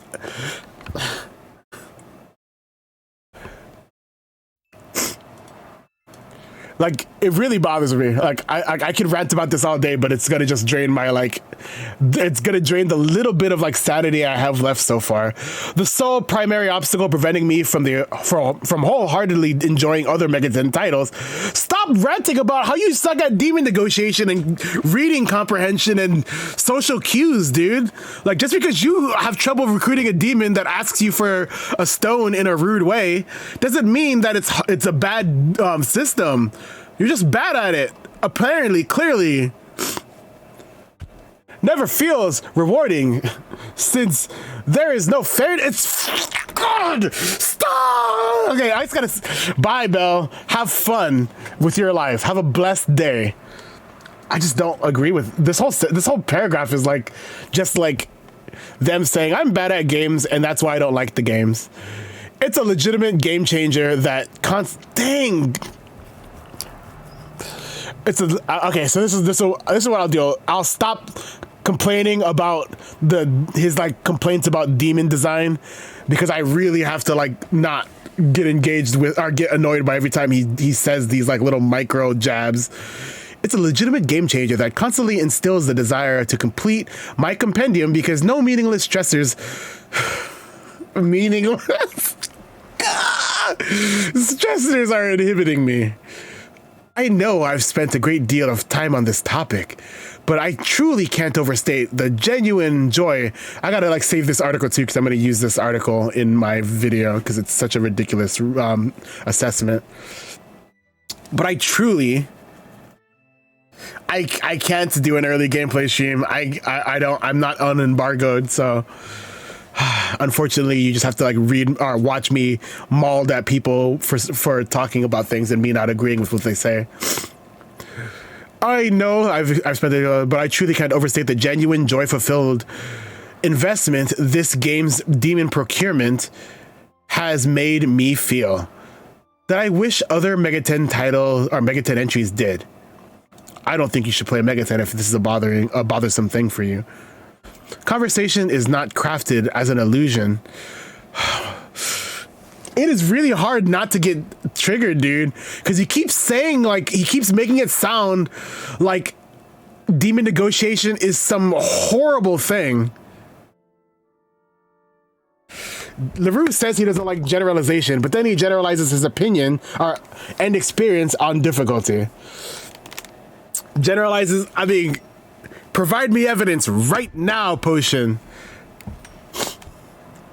Because I don't agree with you. Admittedly, I do have a few minor non-gameplay critiques regarding demon acquisition, but I'll save those for the full review. There are countless other facets to discuss regarding Soul Hackers 2, such as its stellar English dub, configuration options. Dang, I wish they said which version they played. And heaps of content, but I'll have to save those for when the review embargo lifts. Honestly, I truly can't wait to see or to talk about this game more, since without revealing specifics, Soul Hackers 2 is a gem that I'm fearing may be overlooked by the general crowd and even franchise fans. Above all else, it boasts some of the best writing I've seen in a JRPG.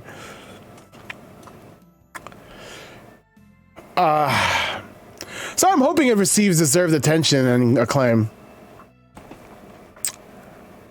Yeah, that was someone's opinion. I gotta save this so I can use this later. Sorry, give me 1 second.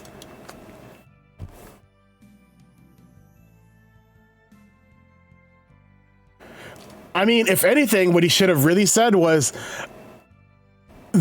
Yeah, he likes that style of it. Yeah, him kind of implying that the thing that's bothering me is he's specifically saying that the core demon negotiation like system is inherently flawed, bad, inherently, like not like it's his opinion, but he's just saying it is bad, like it's objectively bad, and that like it's unfair and all these other things. And I'm like, I mean, how? Like, just like he's saying like these like he's that they give a false sense of like the personality of demons, but like I said, they are kind of stock demons, so they kind of give the bad demons bad personality. They give they kind of give the childlike demons childlike personalities. Like, it's really, sure, there might be only like 6 or 7 personality types in any given like Shin Megami Tensei or whatever, any game that has demon negotiation. But that's not really saying that it's like removing the personality. It's kind of like a shorthand way of getting an idea of what the demon is.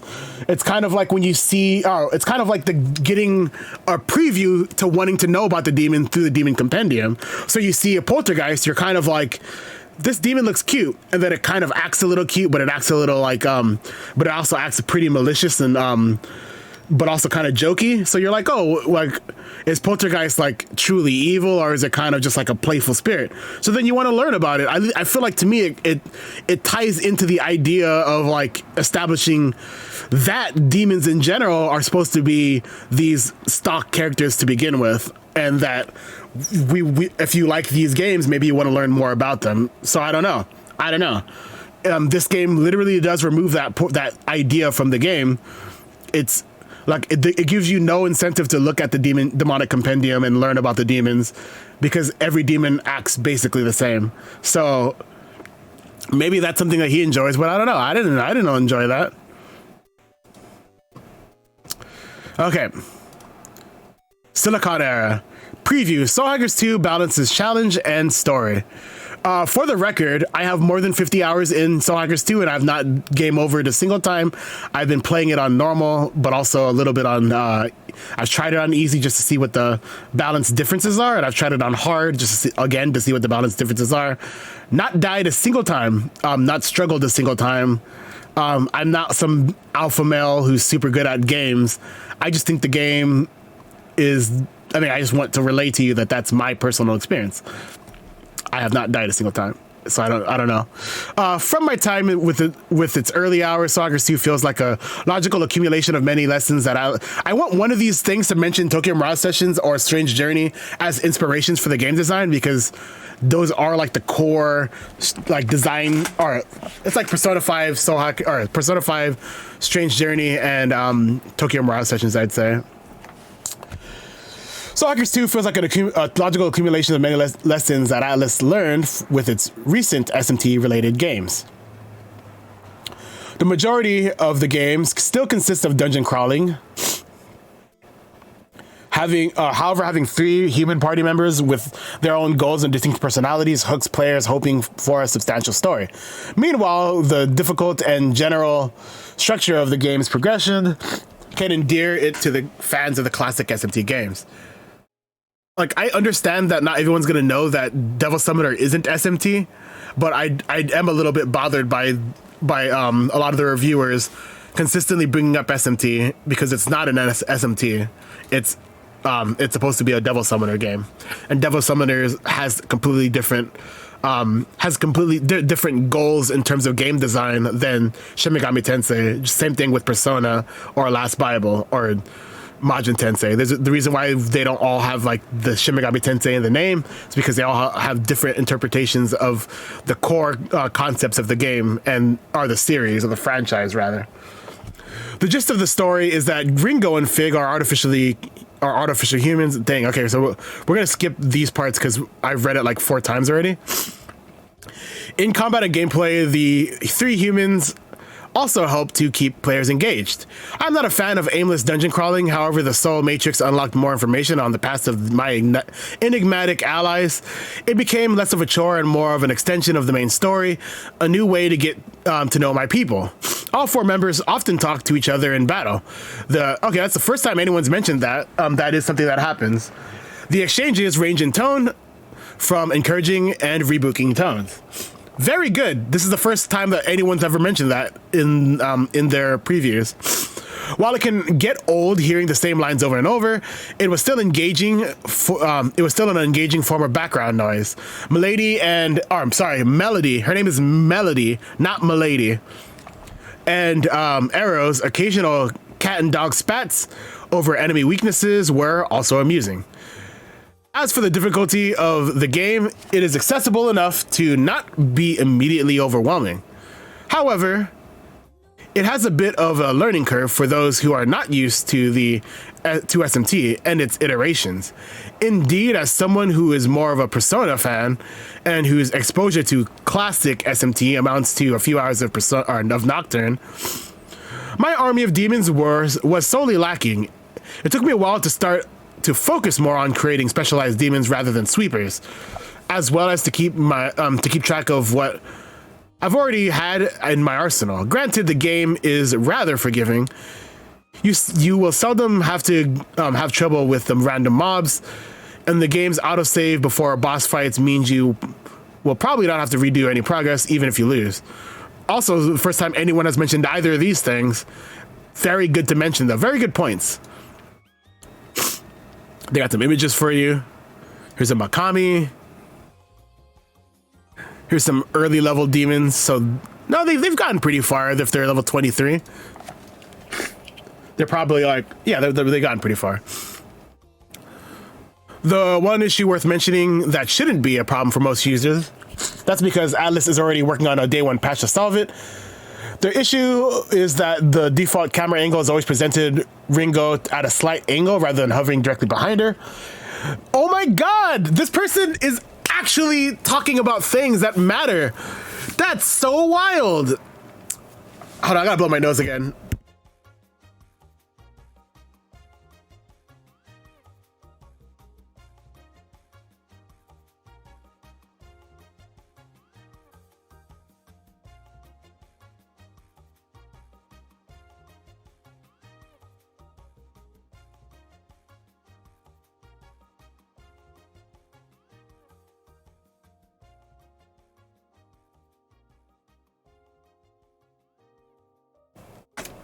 Sorry, really bad allergies. I'm gonna sneeze again right now.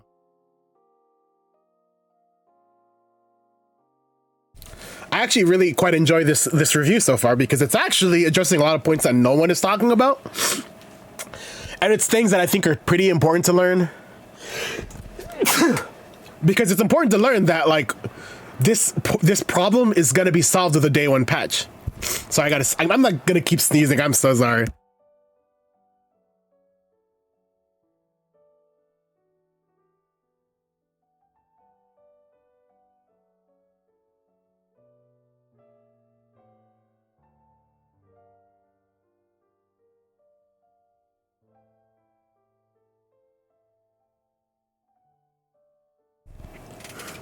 Ugh. I would take my allergy meds, but they make me super sleepy. The issue is that the default. I'm gonna keep.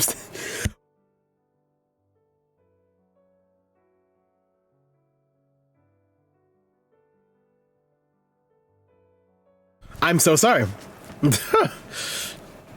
As well as the minimap superimposed on the screen can make the screen very busy.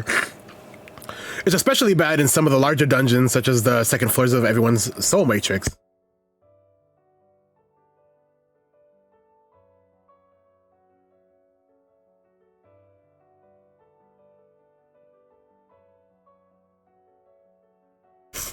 That's actually another very good criticism, because look, this is what they're talking about. The map gets crazy big.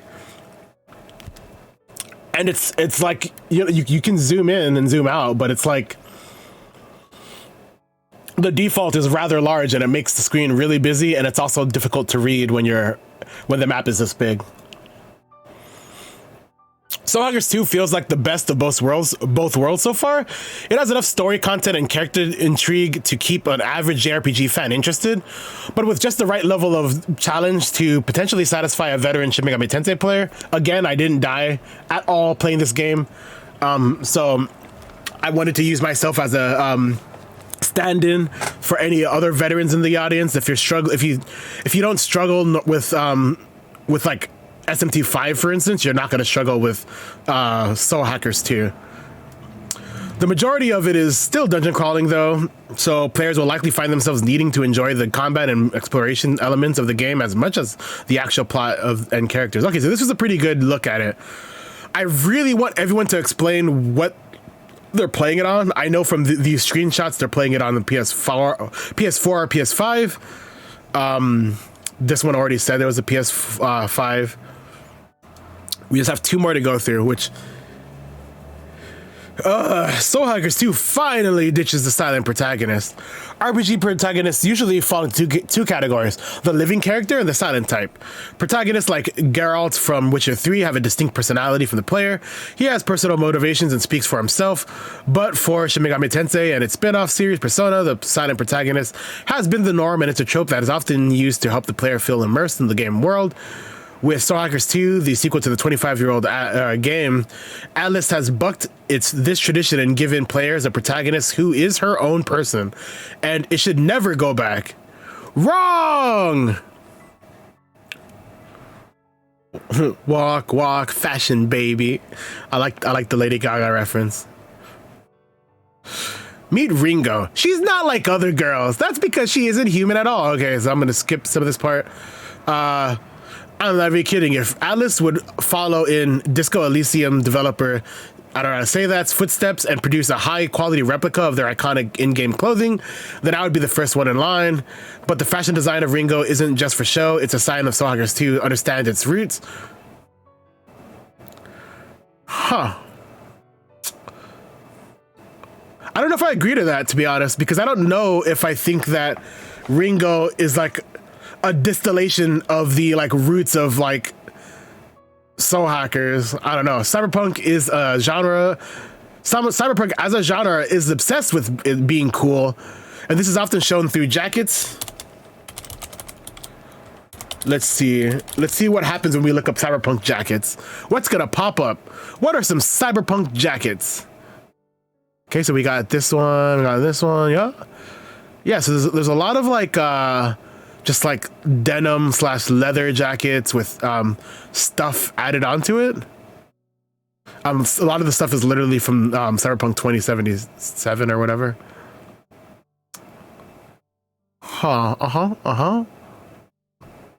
Let's see, Cyberpunk fashion. Let's see what Cyberpunk fashion looks like. Cyberpunk fashion. So this is, like it or not, this is what Ringo should look like. See, that's Cyberpunk fashion. Like it or not, this is like Cyberpunk, and actually, this is Cyberpunk.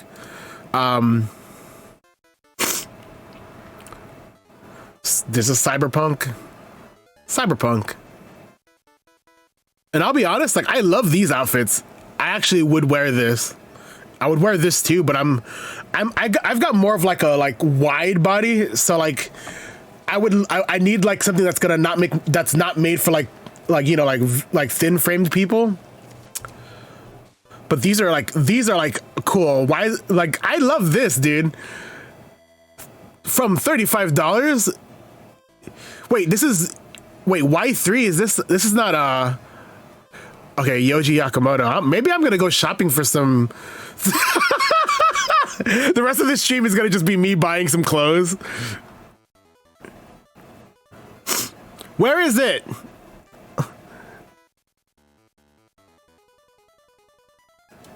When can I buy this?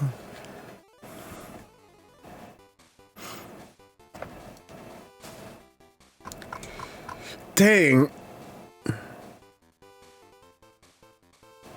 Come on.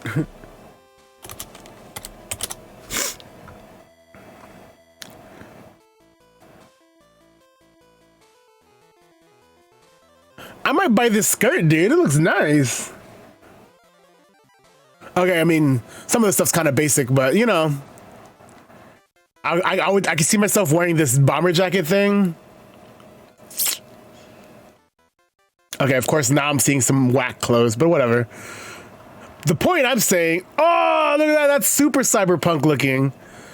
The point I'm saying, look, cyberpunk queen, we stand. Cyberpunk, that looks super cool too. I think what we're seeing is that like cyberpunk is usually black or dark. It plays with shape. It looks literally kind of like punk. Oh, maybe that's what I should be doing. Maybe I should type digital cyberpunk. Maybe I gotta look at a subgenre.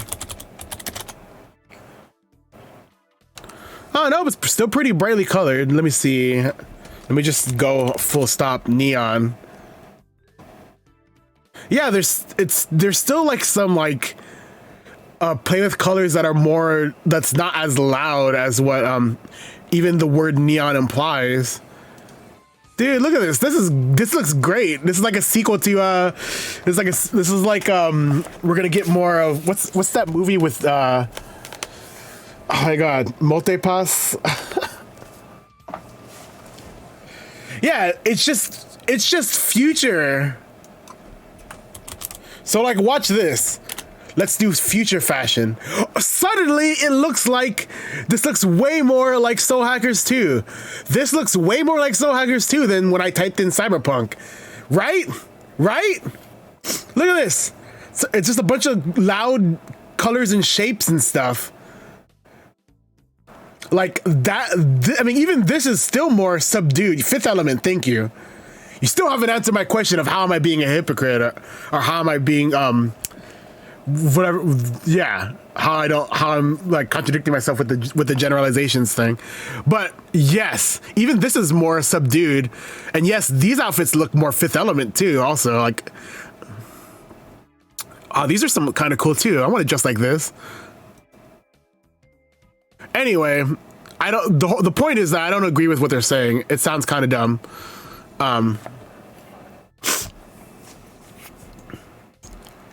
Cyberpunk as a genre is obsessed with being cool, and it's often shown through jackets.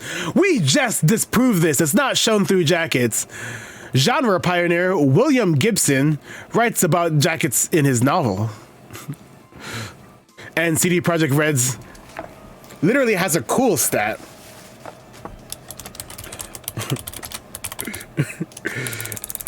I'm just like, when is like jackets been the defining feature of, like, it doesn't even show, like, the word jacket's not even in the wiki article. Not that Wikipedia is a very good source of thing.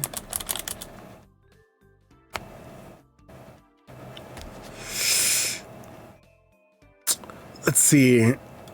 I mean, Blade Runner, very good cyberpunk thing. Blade Runner fashion. I'm just really stuck on this like thing. I mean, I guess that's a cool jacket.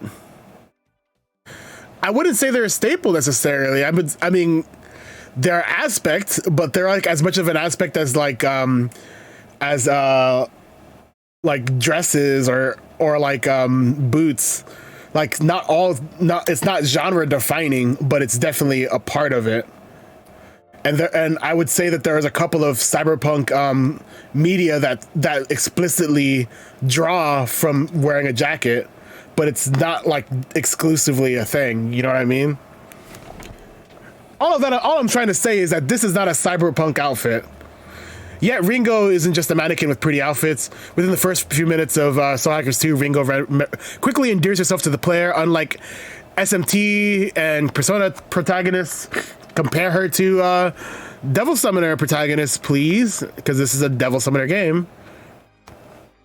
Ringo is full of her own goals. I wouldn't even say this is futuristic. The only thing futuristic about it is like the fact that she has like a bunch of accessories, I guess. If anything, I feel like I would have seen this outfit at like Coachella.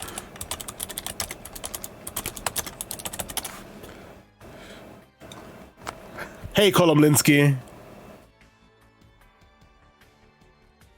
Damn, look, Ringo's in Coachella. There she is. This is Ringo. Like, it only took one. Look at all the Ringos, dude.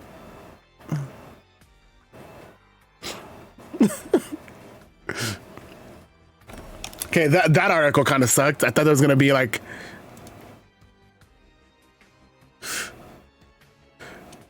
It just these like to me it just feels like a Coachella outfit. And you could tell based on her outfit, she listens to Joji and she probably likes Beyonce's newest album. Hey, Filthy, what's up? Like, this is all of this to say, this is not cyberpunk. This is not cyberpunk at all. I'm glad you're chilling. It's too hot here for me to be chilling.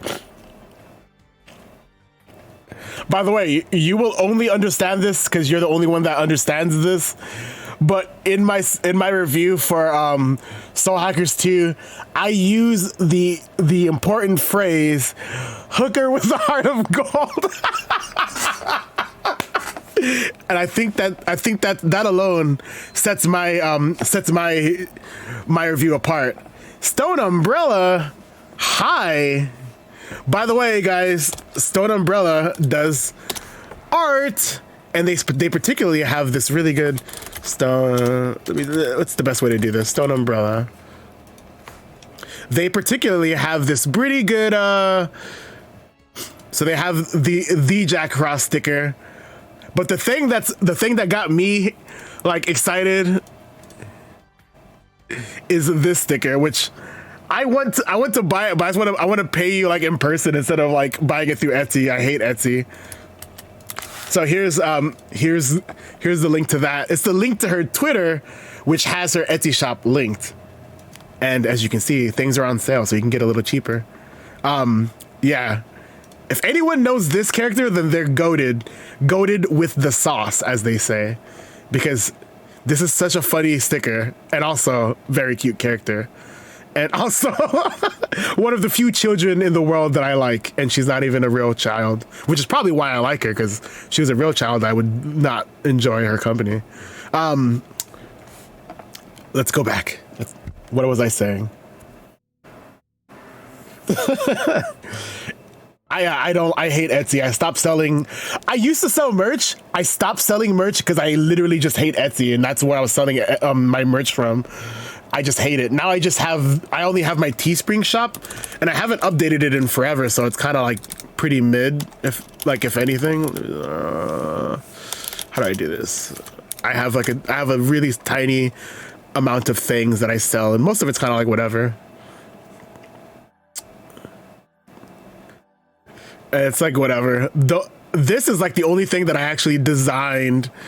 Everything else is kind of just like, here's an image on a shirt or something. Look at this. I like it. Glib hates it. You have the red tank top. This one. I mean, I want to buy. I don't know. I don't have any. I don't know what I'm saying. I lost my train of thought.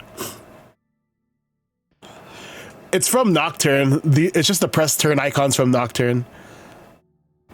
And then this design I had made for Filthy as a tattoo. That's the lore. And then I just decided I was gonna put it on a shirt and a tank top, because all the things that I bought from here, I bought the tank top version. So I have the tank top Black Frost, and then I have the tank top Demon Icon, and then I have the tank top version of this. Anyway, we're like losing. So basically, the three main points that this person has made so far is that Soul Hacker cool because Cyberpunk, we've already disproved that. Scientifically, we've disproved that there's no Cyberpunk elements in their outfits. If anything, these are Coachella outfits. And even with that, they're not very good Coachella outfits. They're like akin to like the girls who wear the Native American headdresses and then people cancel them on Twitter, you know, scientifically. It's real. It's real. Let's see. Ringo is full of her own goals and emotions. This is something that she and the players must get used to. Becoming an individual intelligence separate from Aeon is giving Ringo new freedom, and she uses it to. I mean, they're like misrepresenting what happens. Ringo is literally born from like the intelligence or whatever. So she's this thing is literally a fetus. Same, this one too.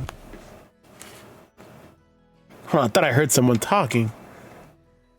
Am I going crazy?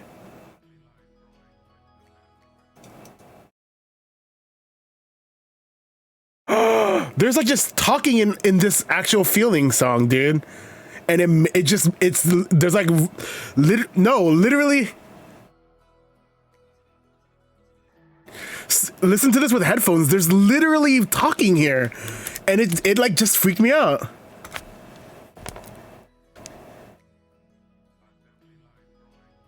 It's just like some random guy talking in English, it sounds like.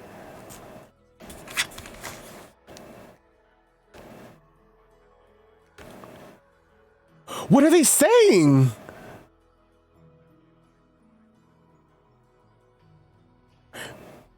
It's literally like I'm at Starbucks and I'm writing. There's no other thing because I turned off the video. I paused it and you can't hear it anymore. I guarantee you. Usually I have like a million tabs open. This is the only one that I have that has a video playing, and it stops when I stop it. I'm gonna post a link if you guys want to listen to it. I'm not insane. It's real. There's someone talking, and I would buy the OST so I can look it up, but it's like $100, dude, and I'm not gonna spend $100 right now.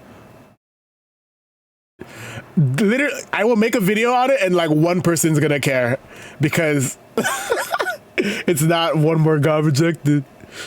No, I might actually look into it because that's really weird to me.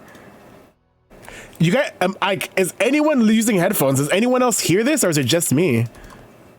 Oops. So like it's like right there. It starts at like 3:27. Right there.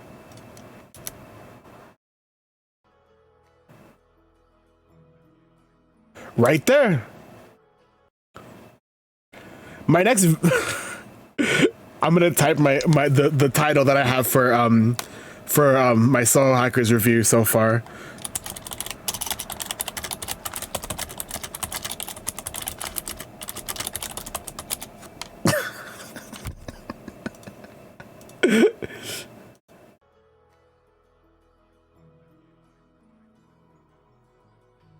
Okay, there's talking. There is talking. Okay, I'm not insane. This is a good song, by the way. It's very good. So here, listen to this part, Stone Umbrella.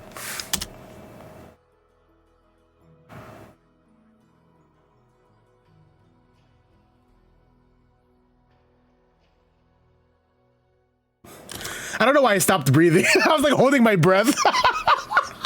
Like that makes it easier to hear for you guys to hear. You won't hear me being like. Thank you for validating. It's really important to me that I'm not crazy. In comparison to games like Persona 5, Soul Hackers makes it clear that Ringo is a star of the show. Building social connections in Persona is a chance for players to learn about each character. These stories are often the game's highlight. Nobody says Jokers are literally. Thank you, Zorba. Favorite Persona 5 character poll. I wonder who's Japan's favorite Persona 5 character. Because they just said nobody says that. Who is the number one? It's Joker. So shut up. What is your name? Okay. Oh, this is such a weird. Shut up, Willow Rowe. Being wrong. I can't even imagine what it's like to be wrong. Nobody would say Joker is their favorite character. Because he isn't a character. He is a vessel for the player to experience the other stories. I mean, don't know if this is like a hot take, but I think that Joker, for the most part, has like a very, like, there are like some like little tiny mild inclinations of like he has a bit of a personality. He's because his like responses tend to be more like heroic teen, like heroic, like shonen protagonist type responses, or like mildly sarcastic. But I don't know, maybe that's just a, I guess, kind of a weak argument. All I'm saying is this is like who cares about with this part. People say that Joker is their favorite character because maybe if Joker is a stand-in for them, then maybe what they're saying is they are their favorite character, which should be how you view life. You should be your favorite character in your own life. Am I wrong? My favorite Persona 5 character. Is Goblin even in Persona 5? Goblin, Persona 5. Why is this loading so weird for me now? Why is this so high res too? Oh, it's because B scanned it. Dude. They don't even have Persona 5 listed? Persona. Fake fan, filthy blasphemer. Ringo is inquisitive, but this also means that she leaps before she looks. I don't think there's. I think that those aren't the same thing. Someone could be inquisitive, like say like I know that what's that nerd's name? Glib. Glib is inquisitive, but he doesn't leap before he looks. That's like two separate character traits, and I don't think she leaps before she looks, by the way. She definitely looks and leaps accordingly. While others might try to take, oh, I get why they said that. They probably only played the first 2 hours of the game because she does that in the first 2 hours of the game only. I'm reviewing this review. Yes. Glib, you're an easy target. Like when I want to punch down, like it's you. I got you on my sights, in my sights. The reason why Stone Umbrella is I'm not allowed to like publish my video yet. I can't do it till the embargo lifts, which is like in 20 something days. So this is the best way I can do it. Plus, I think reading these reviews are funny. Well, I mean, they're funny to an extent. While others might try to take caution with Ringo experiences, giving Ringo her voice of her own is a welcome change. Come on, dude! It's like 1, 2, 3 paragraphs of you just saying that you like that Ringo talks. I'm glad. I'm happy for you, bro. Ringo isn't a vessel. Okay, 4 paragraphs. Soul Hackers has given Atlas a chance to tweak the formula.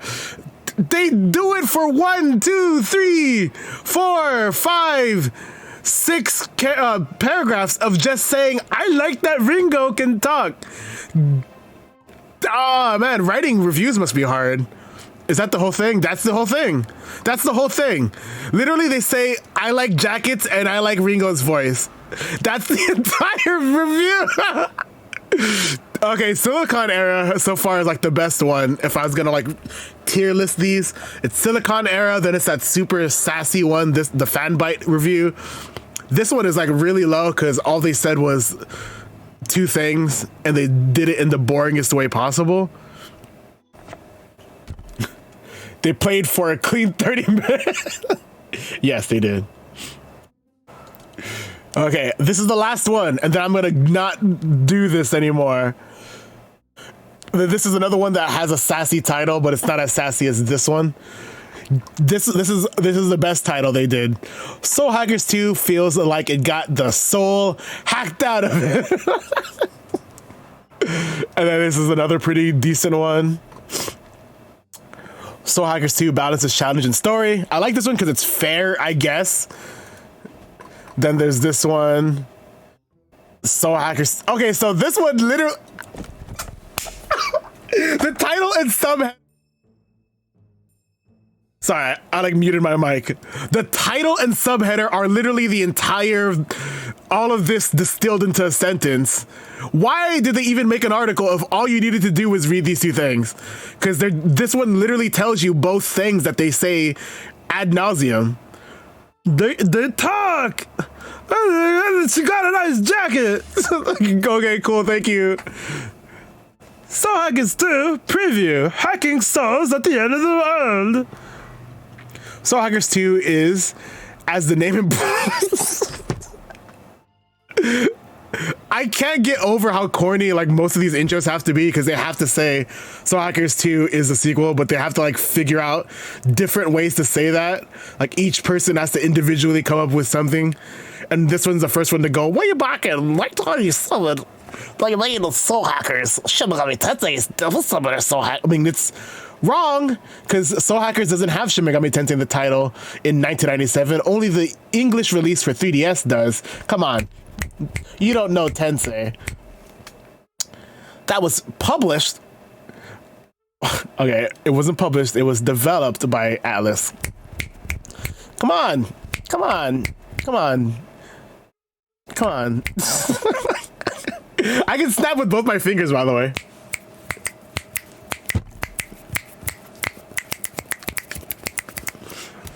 Okay, anyway. While Atlus has published... Why do they keep saying published, dude? Published is when you like... I mean, in gaming terms, developed is when you're the actual team that made it. Published is when you're like paying and you're financially responsible for the title. Yes, Atlus has published many games, like the Majin Tensei games and Last Bible games and Devil Children, but they've developed Shin Megami Tensei and stuff.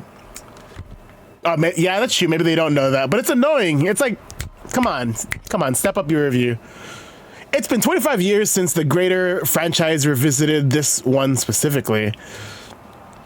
Despite the lengthy gap and the fact that the original doesn't seem to be necessary to experience to understand the sequel, which is the case for most sequels in Mega 10 besides Shin Megami Tensei 1 and 2 and like a couple other like fringe ones. Soul Hackers 2 doesn't miss a beat based on the first few... So I think at the start of the stream, we established to do like a sampling of like a RPG. I think that it's fair to play like 20 hours of the game, 10 hours minimum, because if you do a preview based on the first few hours, generally in RPGs, you don't get to feel all of the mechanics. The story doesn't fully open up yet, and it's a pretty bad way of like assessing it. That's kind of like tasting or writing a review of food based on the way it smells when you walk into the kitchen. It's not a good way to talk about food because there's a bunch of other factors, right? There's the way it looks, there's the way it tastes, there's its caloric value and its nutritional value. Like, you can't just judge it based on initial impression when it's such a small fraction of what the game is, you know? If you played any Shin Megami Tensei game, so they're going to do the same thing the other ones do where they keep talking about Shin Megami Tensei. Persona games included, Soul Hackers 2 is clearly cut from the same cloth with a few specific tweaks and quirks unique to it. You explore twisting and turning dungeons in the third person, encounter parties of devils to fight in turn-based battles, and can summon and fuse devils with your own specific equipment, providing different blah, blah, blah, blah. Okay, so it's like all basic stuff. I know. I am so good at analogies, dude. I can do it all day. I'm sorry. Okay. So Soul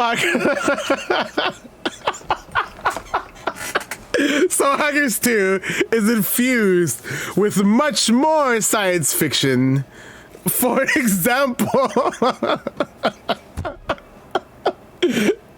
I'm sorry.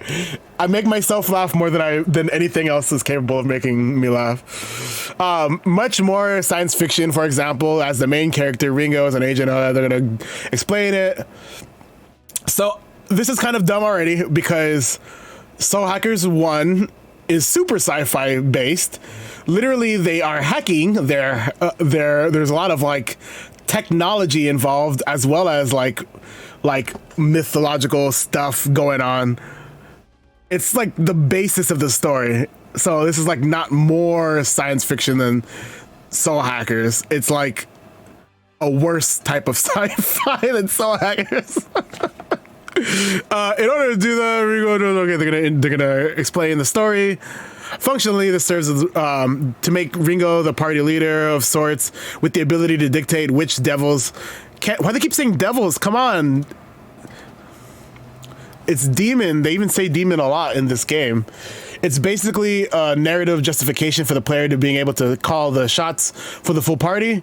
This eventually opens up a maze-like dungeon of memories for each playable character, which can be explored. So yeah, they have mementos, but instead of mementos being like whatever waste of time it is, now mementos is a social links thing, where by leveling up the social link, you get to go into mementos even deeper and unlocked over time with character-specific benefits. They haven't done it yet because they didn't explain it, but it also explains more about the characters' backstories. So you learn about the characters and their and why they are the way they are. Do you date in this game too? No, you don't. You drink a lot with the other characters in the game, which is like, it's such a weird way of doing it, because basically there's different social interactions you can have that increase your fondness with each character. And one of the main things is just drinking with them. But the way they do it is after you get to a big stopping point, it unlocks drinking with all the characters. So instead of naturally going, oh, I'm going to drink with one character today, you just do all like 5 drinking events back to back to back. And it's just is a weird ludonarrative thing, because from my standpoint, the way I've experienced the game, you have Ringo pounding like 6 beers back to back just to learn why one character likes to play golf or whatever. And it's like, oh, okay. Like this is natural. This is very, very normal. Despite her best efforts, the end of the world has seemingly not been avoided through the beginning of the game, and Ringo discovers that there's a greater mystery at play, with 2 organizations of devil summoners working together towards opposite goals. After gathering a full party, am I really sitting that bad? You guys are redeeming posture check. My posture is good, all right? Right now it's good. I'm gonna consciously do this so you can leave me alone. I'm sitting good, okay? My grammar is okay. Thank you. I was about to say, don't redeem another posture thing. Today's beverage of choice is water, as everyone should be drinking. When I hydrate, you should be hydrating too. We do not have a grammar check, and I will speak the way I want to spoke, no matter what, and you cannot stop me. After gathering a full party of Arrow, a member of the Yatagarasu Devil Summoner faction, Melody. I keep saying Melody because that's what it looks like, but it's pronounced Melody. Member of the opposing Phantom Society, and Saizo, a freelance Devil Summoner. So this is good. I don't know. I'm gonna break this rule a little bit because I want to explain something I hate. They say freelance Devil Summoner, but what they really mean is Dark Summoner, because Dark Summoners in Raito and in Devil Summoner 1 and Soul Hackers, Dark Summoners are summoners who do not ally with any particular group and are basically mercenaries for hire. So a Dark Summoner is a summoner that would just work for anybody. But now Dark Summoners are summoners who are evil, which I guess is implicit by the name, but it's not what the original intention was. The original intention was more like it's dark as in obscure, as in you don't know their intentions, not dark as in evil. Now they reinterpreted Dark Summoner to be evil, so it's not the same thing anymore. Now you're just a freelance summoner, whatever that means. Give me your Megaten knowledge. Mercenaries are evil? Let's find out. Are mercenaries illegal? Evil? Let's Let's see what Rally Point has to say. Mercenaries have been around for thousands of years. They have been used and extolled by some leaders and condemned and decried by others. At their best, they offer deniability, they offer loyalty, they offer competence. At their worst, they mask atrocities, they betray employers, they are second rate. I like how this is the last thing when these two things are significantly worse.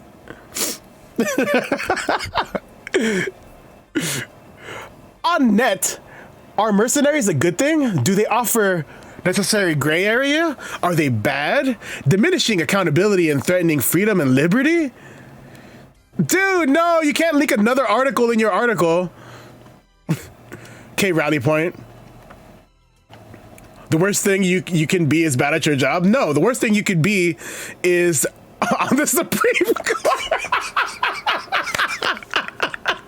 The worst thing you could be right now is on the Supreme Court. Right now, anyway. The worst thing you could be is anyone who's in charge of the US government right now. Being a mercenary is like morally okay. I hope that doesn't get me back. But okay, here's Core. Core is usually good at being like, you know, a place where I can only read the truth. Oh, of course it isn't. Are mercenaries bad people? In my opinion, some mercenaries are very bad people, and some are not. I worked with mercenaries on the job in Central America in the 80s. Oh, cool! When the U.S. government established power in the 80s by using drug trade. Okay, I'm not gonna rant about this, but this guy has already like proven to be like a bad guy by. That's like a Nazi being like, you know, not all Nazis are bad. I was a former Nazi, but, you know, there's some good guys in there. You can't do that.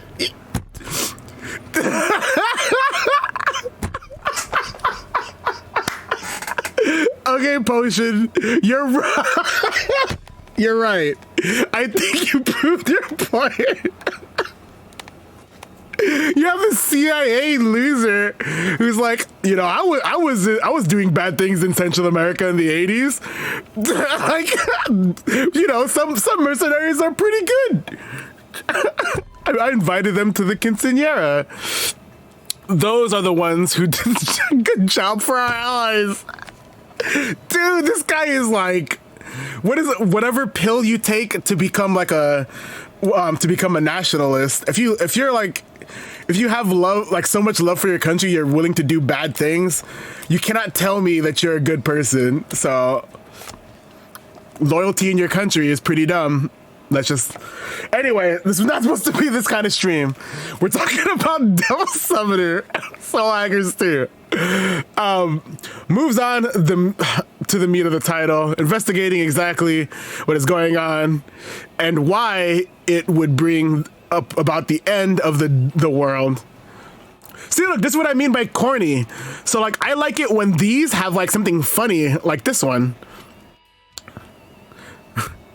Well, that's a bad one. Let me look at one that's... I know this, dude. I'm actually like looking over, waiting for like the CIA to like hear all my anti-government rhetoric and be like, freeze, and then just. If you just know, if I die in the next week or so, I am not feeling mentally unwell. That's not accurate. I'm not feeling like ending my life, and I would never do that under any circumstance. So if I somehow am no longer alive, just know that it was the Supreme Court, and you're okay to revenge my death or avenge me, you know. Anyway. This is why I don't like streaming, because I think I say like the worst things on stream that's gonna somehow like bite me later on.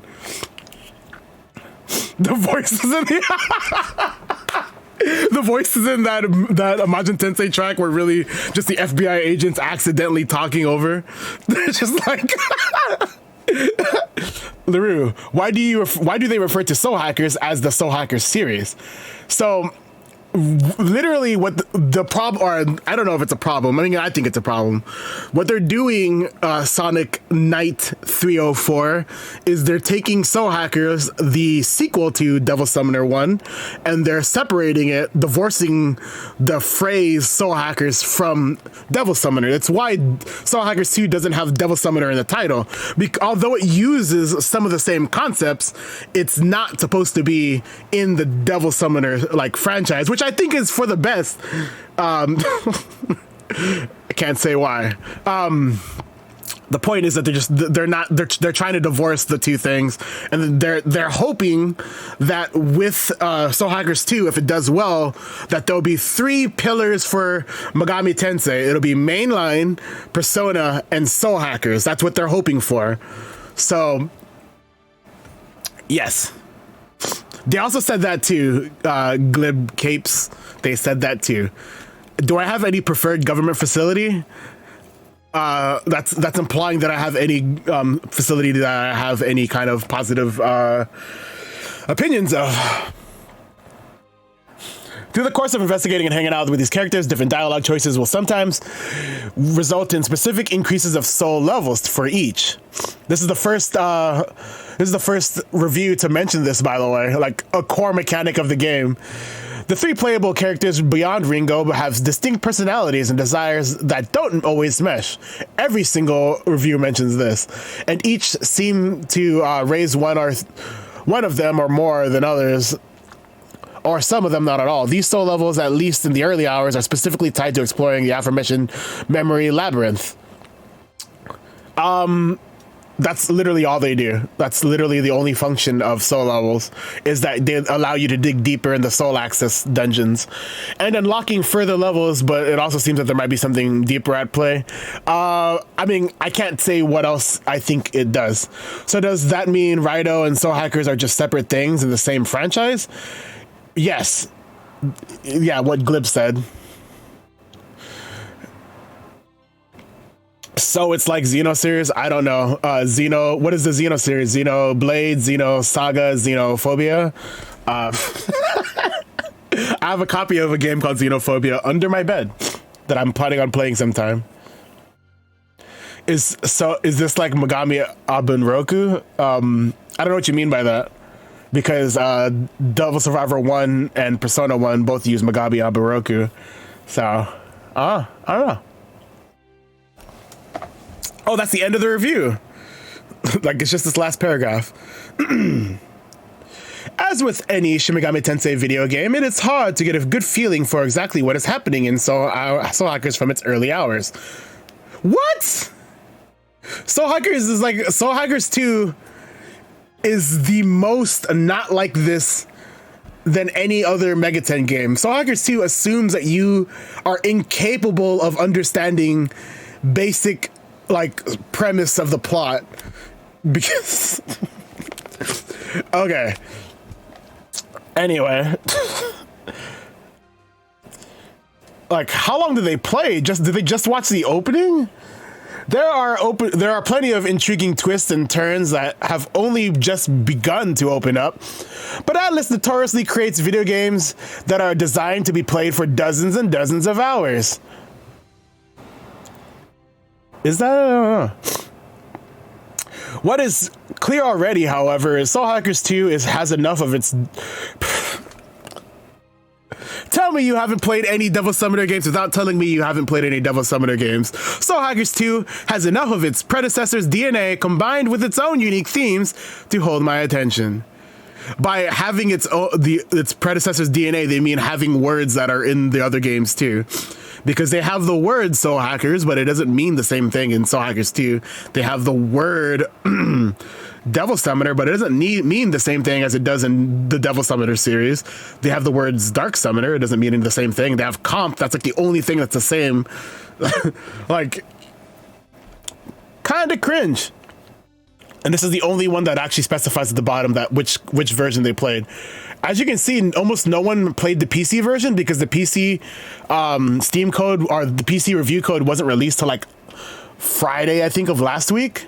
So people who got the Steam version barely are playing it, whereas people who got the PS4, PS5 version got to play it since like Monday of last week, I would say. Unique themes such as cycles and technology gives the state a lot of control. Yeah. So what is there to say about all of these reviews? This one is wrong. This one is good, I guess. The one from that Persona 5 fan was super wrong. This one is wrong. And this one has some good points and some bad points. The best part of this one is the sassy titles. Except this one, it's a lie. Soul Hackers 2 Combat is not even in my top like 20 favorite like Megaten combat systems. After 8 hours in, I'm still looking for it. So that's pretty much how I feel after the stream. After 2 hours of reading, I'm still looking for the soul in Soul Hackers 2. Let me check to see if there's any other Soul Hackers 2 reviews. Otherwise, I'm going to end the stream and go back to not doing this. Because that'll be nice to not do this right now. Let's see. Tools. Recent. So by date. Oh, CBR did one. And there's a couple other ones. Let's speed read these. Continue without disabling. Soul Hackers 2 for like Shin Megami Tensei for Persona fans. Yeah, that's true. Okay. Soul Hackers 2 proven the value of a soul. Okay, I'm not gonna read that one because that's clearly wrong. Is there the gamer one? Because the gamer like goes out of its way to be ridiculous and wrong, usually. Soul Hackers 2 preview, Cyberpunk Chic. The Megami Tensei family has many branches. You have the Persona, Devil Summoner, Soul Hackers. I mean, technically this is not wrong, but it's... All of these games are similar themes and mechanics. I like how they named the things that are somewhat similar. They didn't name like Last Bible, Devil Children, Card Summoner, like anything that has very distinctive differences in the gameplay.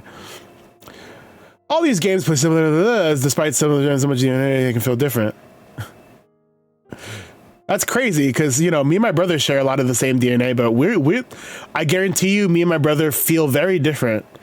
If my brother was a content creator and he made the same exact content I did, it would be, well, first of all, it'd be worse because he's dumb.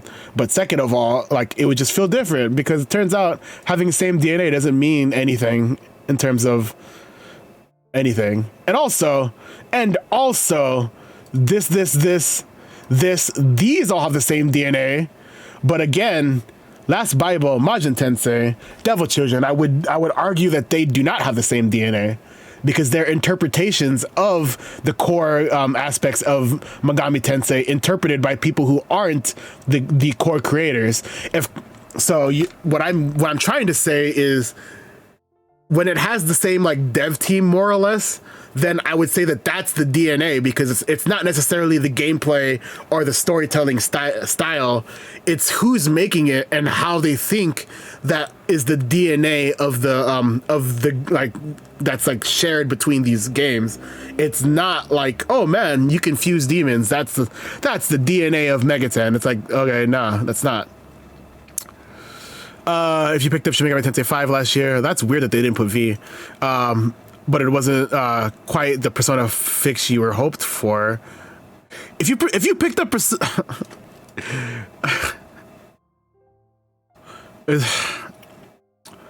yeah, this is, I already could tell I hate this review.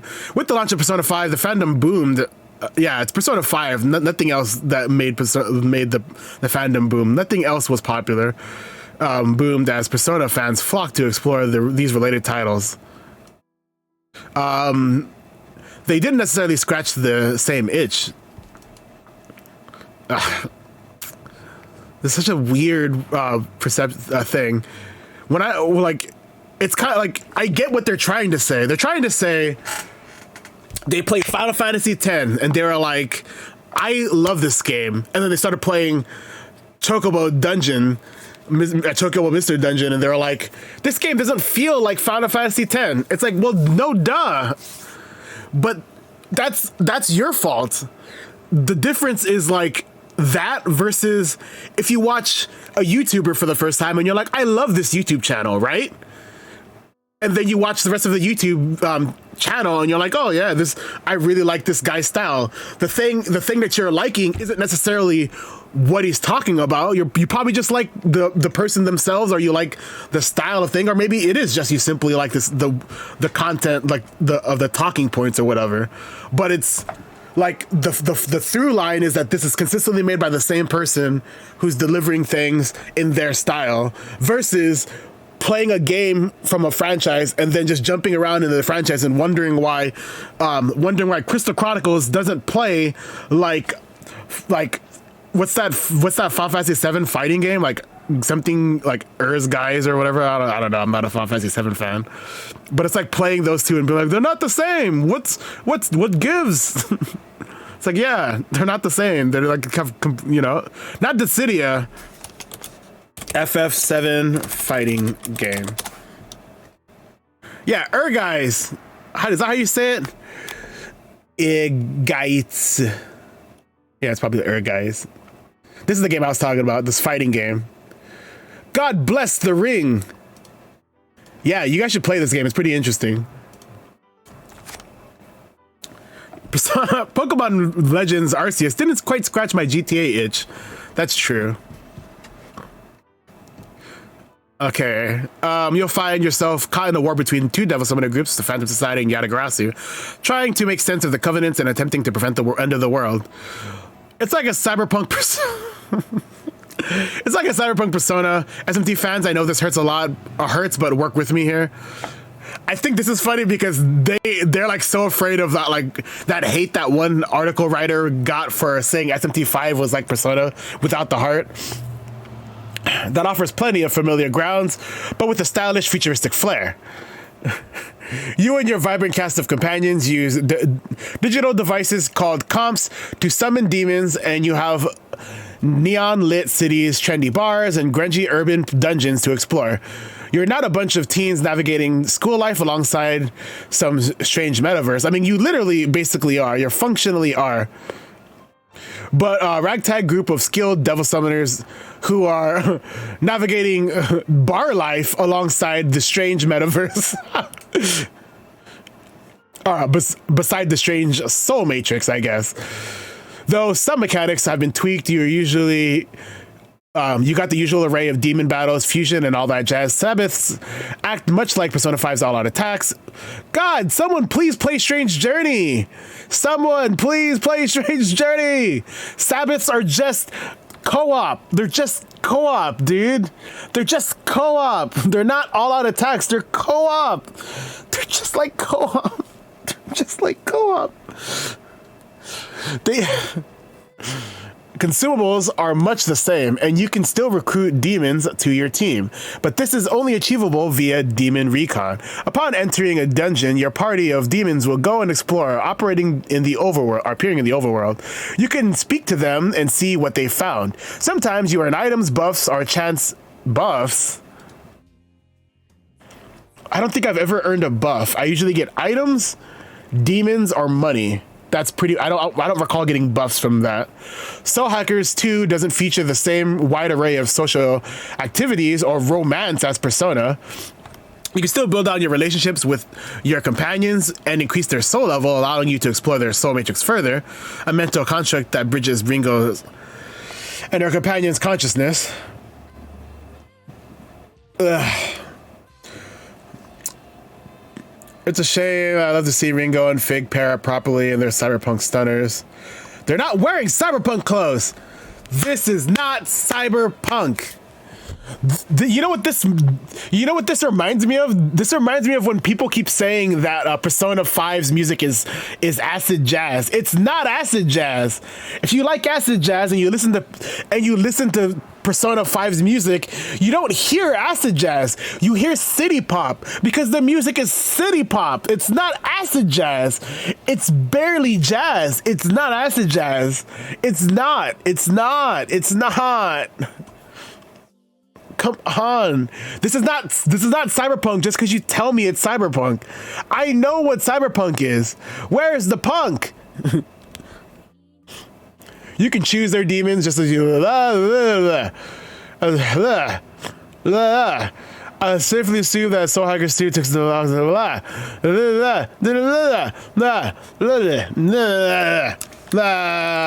okay, I'm done. I'm not doing this anymore. Where's Pascal?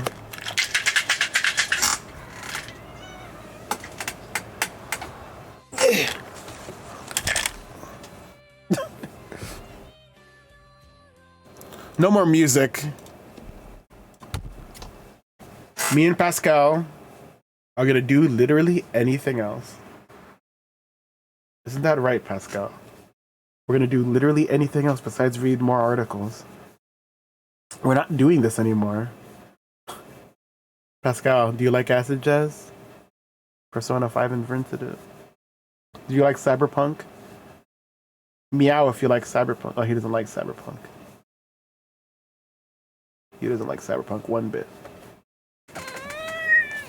Oh, he does like cyberpunk. You like cyberpunk, Pascal? That's crazy. How do you feel about Soul Hackers 2? Meow if you like it. He doesn't like Soul Hackers 2. Meow if you like Eiji Ishida's statements about Soul Hackers 2. He doesn't like Eiji Ishida.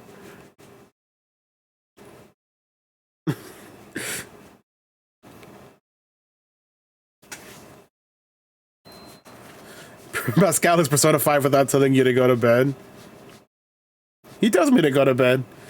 He'll go over there to the window and he'll lay down, and then if I'm asleep, he'll lay next to me sometimes or on me, and that's how I know it's time to sleep.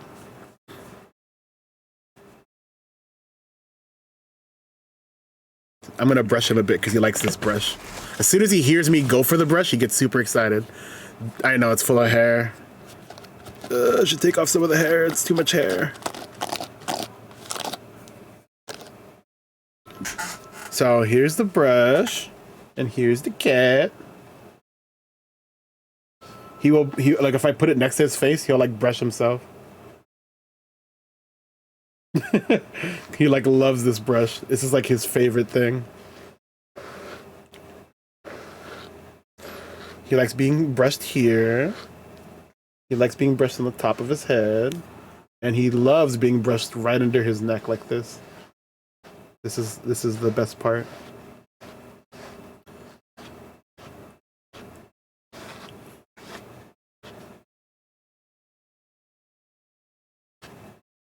If I brush him too much, he'll kind of like, I wouldn't say it's aggression necessarily. He'll kind of like bite the brush.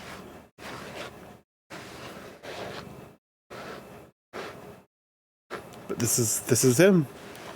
He gets brushed probably twice or 3 times a day, partly to get away any loose fur that's like thingy, because he sheds a pretty good amount.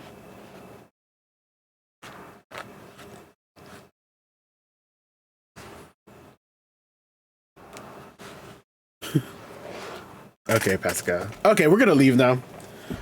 Thanks for watching the stream. Bye. Play Soul Hackers 2 out in stores in 22 days. How long have I had Pascal? I've had him for about a little over a year now. I got him in July, so his birthday was a little bit before then.